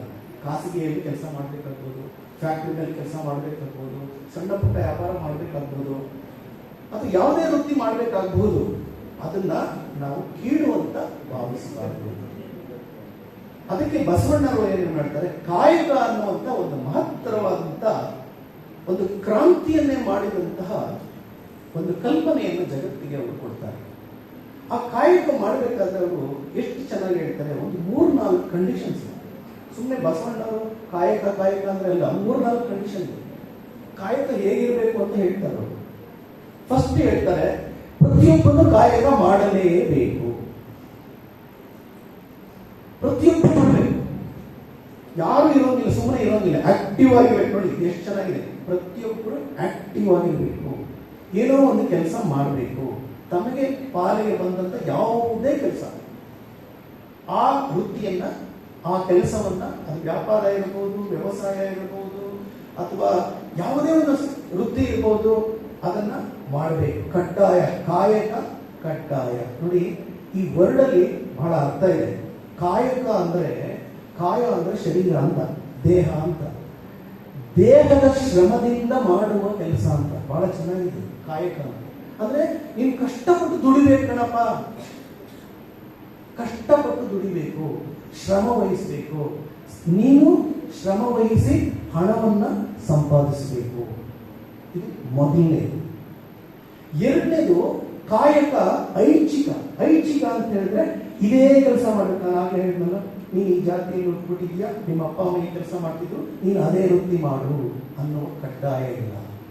ನಿನ್ನ ಸ್ವಭಾವಕ್ಕೆ ಅನುಗುಣವಾಗಿ, ನಿನ್ನ ಯೋಗ್ಯತೆಗೆ, ನಿನ್ನ ಕ್ವಾಲಿಫಿಕೇಶನ್ಗೆ ನಿನಗೆ ಇಷ್ಟವಾದ ವೃತ್ತಿಯನ್ನು ನೀನು ಆರಿಸಿಕೊಳ್ಳಬಹುದು. ಅದು ಕಾಯಕ ಸ್ವಾತಂತ್ರ್ಯ. ಅದನ್ನು ನೀನು ಒಂದ್ಸಲ ಸೆಲೆಕ್ಟ್ ಮಾಡ್ಕೊಂಡ್ಮೇಲೆ ಅದನ್ನು ನೀನು ಹೃತ್ಪೂರ್ವಕವಾಗಿ ಸ್ವೀಕರಿಸಿ ಆ ವೃತ್ತಿಯನ್ನು ಮಾಡಬೇಕು. ಇದು ಎರಡನೇದು. ಮೂರನೇದು, ಕಾಯಕ ದೈವಿಕವಾದದ್ದು, ಪೂಜ್ಯ ಭಾವನೆಯಿಂದ ಮಾಡಬೇಕು. ಅಯ್ಯೋ ನನ್ನ ಕರ್ಮ ಅಪ್ಪ, ನಾನೇನು ಮಾಡಲಿ, ಈ ಕೆಲಸ ಮಾಡೋದು ಬಂದ್ಬಿಟ್ಟಿದ್ದೀನಿ ಅಂತ ಶಾಪ ಹಾಕೊಂಡು ಮಾಡೋದಲ್ಲ. ನೀನು ಯಾವ ಕೆಲಸ ಮಾಡಿದ್ರು ಅದನ್ನ ಪೂರ್ವಕವಾಗಿ ಮಾಡಬೇಕು. ಯಾರೋ ಒಬ್ರು ಹೇಳ್ತಾ ಇದ್ರು, ನಮ್ಮ ಹಿರಿಯರೊಬ್ರು ಹೇಳ್ತಾ ಇದ್ರು, ನೋಡಪ್ಪ ನೀನು ಏನೇ ಕೆಲಸ ಮಾಡು, ನಿನಗೆ ಬಂದಿರೋ ಪಾಲಿಗೆ ಬಂದಿರೋ ಕೆಲಸ, ಆ ಕೆಲಸ ನೀನು ಹೇಗೆ ಮಾಡ್ಬೇಕಂದ್ರೆ, ಜಗತ್ತಿನಲ್ಲಿ ಯಾರು ನಿನ್ನಷ್ಟು ಚೆನ್ನಾಗಿ ಆ ಕೆಲಸವನ್ನು ಮಾಡ್ಲಿಕ್ಕೆ ಆಗಬಾರ್ದು, ಅಷ್ಟು ಚೆನ್ನಾಗಿ ನೀನು ಆ ಕೆಲಸವನ್ನು. ಇದನ್ನ ಬಸವಣ್ಣನವರು ಹೇಳ್ತಾರೆ. ಪೂಜ್ಯ ಭಾವನೆಯಿಂದ ಹೃತ್ಪೂರ್ವಕವಾಗಿ ಸ್ವೀಕರಿಸಿ ಆ ಕೆಲಸವನ್ನ, ಆ ವೃತ್ತಿಯನ್ನ ನೀನು ಮಾಡಬೇಕು. ನೆಕ್ಸ್ಟ್ ಇನ್ನೊಂದು ಕಂಡೀಷನ್ ಇದೆ ಕಾಯಕದಲ್ಲಿ. ಅದು ಏನಪ್ಪ ಅಂತ ಹೇಳಿದ್ರೆ, ಆ ಕಾಯಕದಲ್ಲಿ ನಿನ್ನ ಸರಳವಾಗಿ ಬದುಕಲಿಕ್ಕೆ ಎಷ್ಟು ಬೇಕೋ ಅಷ್ಟನ್ನು ಸಂಪಾದಿಸಬೇಕು ಅಂತ ಹೇಳ್ತಾರೆ. ಅಂದ್ರೆ ನಿನಗೆ ಸಂಬಳ ಇಷ್ಟು ಫಿಕ್ಸ್ ಆಗಿದೆ, 1 ಲಕ್ಷನೋ 1.5 ಲಕ್ಷ ಬಂದಿದೆ, ನೀನು ಅಷ್ಟರಲ್ಲೇ ಜೀವನ ಮಾಡಬೇಕು, ಲಂಚ ತಗೋಬಾರದು ಅಂತ ಇದು ಇನ್ನೊಂದು ಅರ್ಥ. ಕರೆಕ್ಟ್ ಅಲ್ವಾ? ನೀವು ಒಂದು ದಿವಸದಲ್ಲಿ ಅಥವಾ ನೀವು ಸರಳವಾಗಿ ಬದುಕಲಿಕ್ಕೆ ಏನ್ ಬೇಕು ಅಷ್ಟರಲ್ಲಿ ನೀನು ಜೀವನವನ್ನು ನಡೆಸಬೇಕು ಅಂತ ಇದರ ಅರ್ಥ. ಈ ಕಂಡೀಷನ್ ಆಗ್ತಾ ಇರೋದು ಅದಕ್ಕೆ. ನೀನು ಎಷ್ಟು ಬೇಕೋ ಸಾಧ್ಯವಾದಷ್ಟು ಸಂಪಾದಿಸು, ಆದಷ್ಟು ಶ್ರೀಮಂತನಾಗು, ಹೆಚ್ಚು ಹೆಚ್ಚು ನೀನು ಸ್ಪರ್ಧೆಯಲ್ಲಿ ತೊಡಗುವಂತ ಬಸವಣ್ಣವರು ಹೇಳಿಲ್ಲ. ನಿನ್ನ ಕಾಯಕಕ್ಕೆ ಅನುಗುಣವಾಗಿ ನಿನ್ನ ಕೂಲಿ ಎಷ್ಟಿದೆ ಅಷ್ಟನ್ನು ತೆಗೆದುಕೋ, ಅಷ್ಟರಲ್ಲಿ ನೀವು ಜೀವನವನ್ನು ಮಾಡು ಅಂತ ಅವರು ಹೇಳಿದರು. ಇದು ಬಸವಣ್ಣನವರು ಹೇಳಿದ ಕಾಯಕ. ನೀವು ಈ ರೀತಿ ಕಾಯಕವನ್ನ ಮಾಡಿ ಹೊರಟ್ರೆ ಇದು ಬರೀ ಕೆಲಸ ಅಲ್ಲ, ಇದು ಕರ್ಮ ಯೋಗವಾಗುತ್ತದೆ. ಇದು ಒಂದು ಯೋಗ ಆಗುತ್ತೆ, ಇದು ಒಂದು ನಿಜವಾದ ಆಧ್ಯಾತ್ಮಿಕ ಜೀವನ ಆಗುತ್ತೆ. ಇದು ನಿಮ್ಮನ್ನು ಎಲ್ಲಿ ಕರ್ಕೊಂಡು ಹೋಗುತ್ತೆ ಅಂದ್ರೆ ಅನುಭವದ ಕಡೆಗೆ ಕರ್ಕೊಂಡು ಹೋಗುತ್ತದೆ. ಅದಕ್ಕೆ ಒಬ್ರು ಯಾರೋ ಕವಿ ಹೇಳ್ತಾರೆ, ಬಸವಣ್ಣನೆಂಬುವನು ಕೇವಲ ಬಿಜ್ಜಳನ ಕರಣಿಕನೇ. ಬಸವಣ್ಣನೆಂಬುವನು ಕೇವಲ ಬಿಜ್ಜಳನ ಕರಣಿಕನೇ ಅಲ್ಲ ಅಂತ ಹೇಳ್ತಾರೆ ಅವರು. ಅವರು ಎಷ್ಟು ಚೆನ್ನಾಗಿ ಹೇಳ್ತಾರೆ ಅಂತಂದ್ರೆ, ಒಂದೇ ಸೆಕೆಂಡು. ಬಸವನೆಂದರೆ ಯಾರು? ಬಿಜ್ಜಳನ ಕರಣಿಕನೇ. ಬಿದ್ದವರನ್ನು ಎತ್ತಲು ದುಡಿದ ಶಿವಯೋಗಿ. ಬಿದ್ದವರನ್ನು ಎತ್ತಲು ದುಡಿದ ಶಿವಯೋಗಿ. ಅನುಭವದ ಎತ್ತರಕ್ಕೆ ಕಾಯಕವನ್ನು ತಂದಾತ ಬಸವನೆಂದರೆ ತತ್ವ ಮುದ್ದುರಾಮ. ಎಷ್ಟು ಚೆನ್ನಾಗಿ ಹೇಳಿದ್ದಾರೆ ನೋಡಿ. ಅಂದ್ರೆ ನೀವು ಕೇವಲ ಮಾಡುವ ಕೆಲಸದಿಂದಲೇ ನೀವು ಎತ್ತರಕ್ಕೆ ಏರಬಹುದು. ನೀವು ಯಾವ ಕೆಲಸ ಮಾಡ್ತೀರಿ ಅನ್ನೋದು ಮುಖ್ಯ ಅಲ್ಲವೇ ಅಲ್ಲ, ಅದನ್ನ ಹೇಗೆ ಮಾಡ್ತೀರಿ ಅನ್ನೋದಷ್ಟೇ ಮುಖ್ಯ. ನೀವು ಯಾವ ವೃತ್ತಿಯನ್ನು ಮಾಡ್ತೀರಿ ಅದು ಮುಖ್ಯ ಅಲ್ಲ, ಆ ವೃತ್ತಿಯನ್ನು ನೀವು ಹೇಗೆ ಮಾಡ್ತಾ ಇದ್ದೀರಿ. ಕಾಯಕದಿಂದಲೇ ನಿಮ್ಮ ವ್ಯಕ್ತಿತ್ವ ಸುಧಾರಣೆ ಆಗುತ್ತೆ, ನಿಮ್ಮ ಮನಸ್ಸು ಪರಿಶುದ್ಧವಾಗುತ್ತೆ, ನೀವು ಮಹಾನ್ ವ್ಯಕ್ತಿ ಆಗಬಹುದು, ನೀವು ಎತ್ತರಕ್ಕೆ ಏರಿದಂತ ವ್ಯಕ್ತಿ ಆಗಬಹುದು. ಅದಕ್ಕೆ ಬಸವಾದಿ ಶರಣರ ಜೊತೆಯಲ್ಲಿದ್ದವರು ಸಣ್ಣ ಸಣ್ಣ ಕಸುಬುಗಳನ್ನು ಮಾಡುವ ಎಲ್ಲ ವಚನಕಾರರಿದ್ದರು.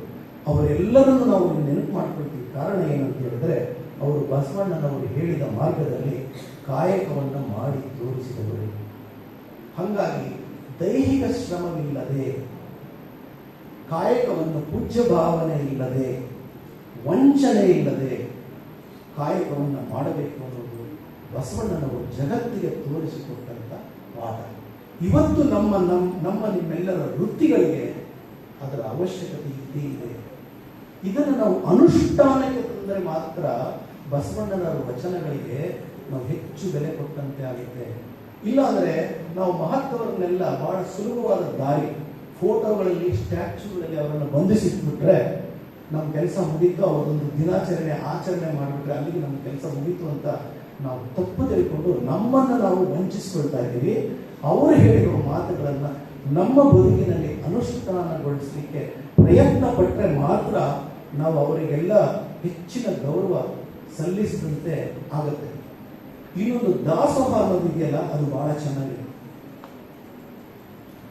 ಅವರು ದಾಸೋಹ ಹೇಗೆ ಮಾಡಿ ಅಂತ ಹೇಳಿದ್ದಾರೆ ಅಂತ ಹೇಳಿದ್ರೆ, ನೋಡಪ್ಪ, ನೀನು ಶ್ರಮ ವಹಿಸಿ ದುಡಿದು ಸಂಪಾದಿಸಿಯಲ್ಲ, 4 ಕಾಸು ಸಂಪಾದಿಸಿಯಲ್ಲ, ಅದರಲ್ಲಿ ನೀನು ನಿನ್ನ ಕುಟುಂಬ ಅನ್ನ ಉಣ್ತೀವಿ, ನಿನ್ನ ಹತ್ರ 4 ಕಾಸು ಮಿಕ್ಕುತ್ತಲ್ಲ, ಆದ್ರಿಂದ ನೀವು ದಾಸೋಹ ಮಾಡುವಂತ. ನಿನ್ನ ಸ್ವಂತ ಶ್ರಮದಿಂದ ದುಡಿದಂತ ಹಣದಲ್ಲಿ ಏನು ಉಳಿಸ್ತೀಯ, ಉಳಿತಾಯ ಆಗುತ್ತೆ, ಅದರಲ್ಲಿ ಒಂದು ಪಾಲು ತೆಗೆದು ಅದರಲ್ಲಿ ನೀನು ಸಮಾಜದ ಅರ್ಹರಿಗೆ, ಬಡವರಿಗೆ, ಹಸಿದವರಿಗೆ ಅನ್ನ, ವಿದ್ಯೆ, ಬುದ್ಧಿ ನಿನ್ನಲ್ಲಿ ಏನಿದೆಯೋ ಅದು ಆ ಮೂಲಕ ನೀವು ಸೇವೆ ಮಾಡು. ಇದನ್ನ ಸಮಾಜವನ್ನು ಅವರು ಜಂಗಮ ಅಂತ ಕರೆದರು, ಜಂಗಮ ಸೇವೆ ಅಂತ ಕರೆದರು. ನಾವು ಏನ್ ಮಾಡ್ತೀವಿ ಅಂತ ಹೇಳಿದ್ರೆ, ದೇವರೇ ನನಗೆ ಇಷ್ಟು ಕೊಟ್ಟರೆ ನಾನು ನಿಮ್ಗೆ ಇಷ್ಟು ಕೊಡ್ತೀನಿ ಅಂತ ಒಂದು ಒಪ್ಪಂದ ಮಾಡಿಕೊಂಡು ನಾವು ಭೂಮಿ ನಗದು, ಗಣಿ ನಗದು, ಕಾಡು ಕಳೆದು ಏನೇನೋ ಮಾಡಿ ಅದರಲ್ಲಿ ದುಡ್ಡು ಸಂಪಾದನೆ ಮಾಡಿ ನಾವು ಭಗವಂತನಿಗೆ ಒಂದು ಕಿರೀಟ, ಚಿನ್ನದ ಕಿರೀಟ, ಬೆಳ್ಳಿ ಕಿರೀಟ, ಬೆಳ್ಳಿ ಗದೆ ಎಲ್ಲ ಕೊಟ್ಟುಬಿಟ್ರೆ ಅವನೇನು ಅಷ್ಟು ಅಮಾಯಕರಿದ್ದಾನ? ಒಂದ್ ವೇಳೆ ಅವನು ಇದ್ದಾನೆ ಅಂತ ನಮ್ಗೆ ನಂಬಿಕೆ ಇದ್ರೆ, ಅವನು ಸರ್ವಜ್ಞನು, ಸರ್ವಶಕ್ತನು, ಸರ್ವವ್ಯಾಪಿ ಅಂತ ನೀವು ಒಪ್ಕೊಂಡಿದ್ರೆ ಅವರು ಅಷ್ಟು ಮೂರ್ತ ಇದ್ದಾನ?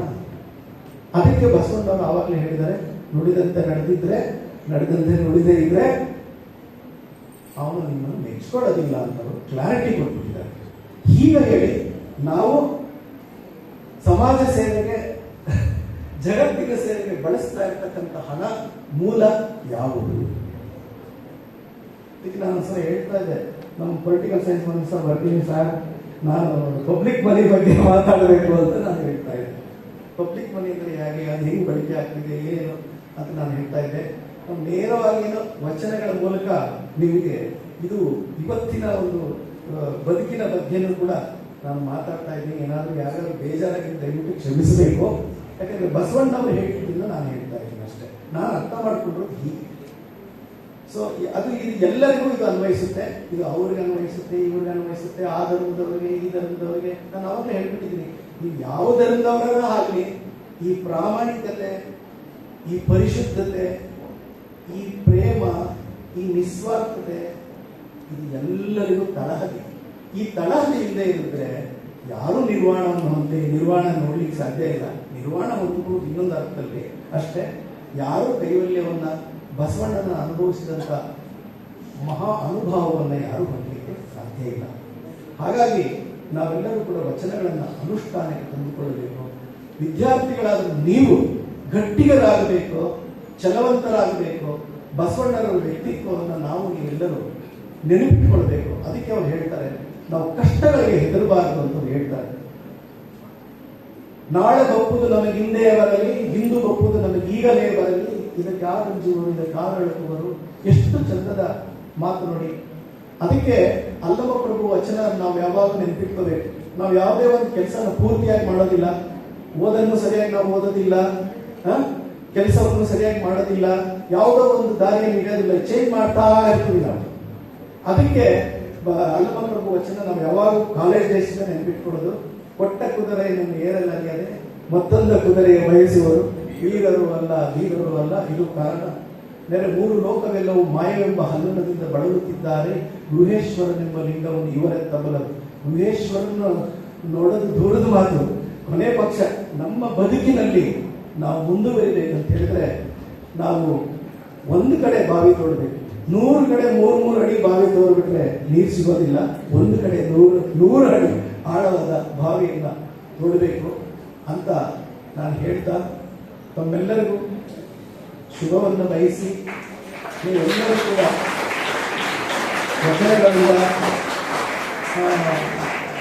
ವಚನಗಳಿಂದ ಮಾತ್ರ ಅಂತ ನಾನು ಹೇಳಲ್ಲ, ವಚನಗಳಿಂದ ತಗೊಳ್ಳಿ.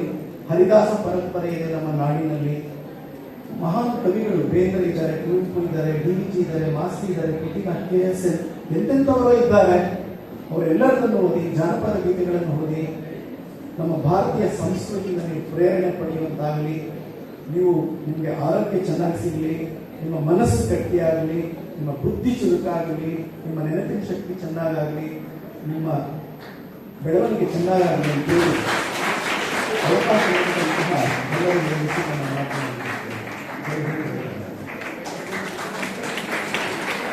ಈ ದಿನ ಕಾರ್ಯಕ್ರಮಕ್ಕೆ ಹೊಸ ಅರ್ಥ ಮತ್ತು ಮೌಲ್ಯವನ್ನು ನೀಡಿ ಬಸವಣ್ಣನವರ ಆದರ್ಶಗಳು, ಜವಾಬ್ದಾರಿಗಳ ಕುರಿತು ತಮ್ಮ ವಿಶ್ಲೇಷಣಾತ್ಮಕ ಅಭಿಪ್ರಾಯಗಳನ್ನು ನಮ್ಮೆಲ್ಲರ ಮನಸ್ಸಿನಲ್ಲಿ ದೀರ್ಘಕಾಲ ಉಳಿಯುವಂತೆ ಮಾಡಿ ಅನುಭವ ಮಂಟಪದ ವಿಚಾರ ಮಂಥನ ಮಾಲೆ 2ರ ವಿಶೇಷ ಉಪನ್ಯಾಸವನ್ನು ನೀಡಿದ್ದಕ್ಕಾಗಿ ತಮಗೆ ಹೃತ್ಪೂರ್ವಕ ಧನ್ಯವಾದಗಳು ಸರ್.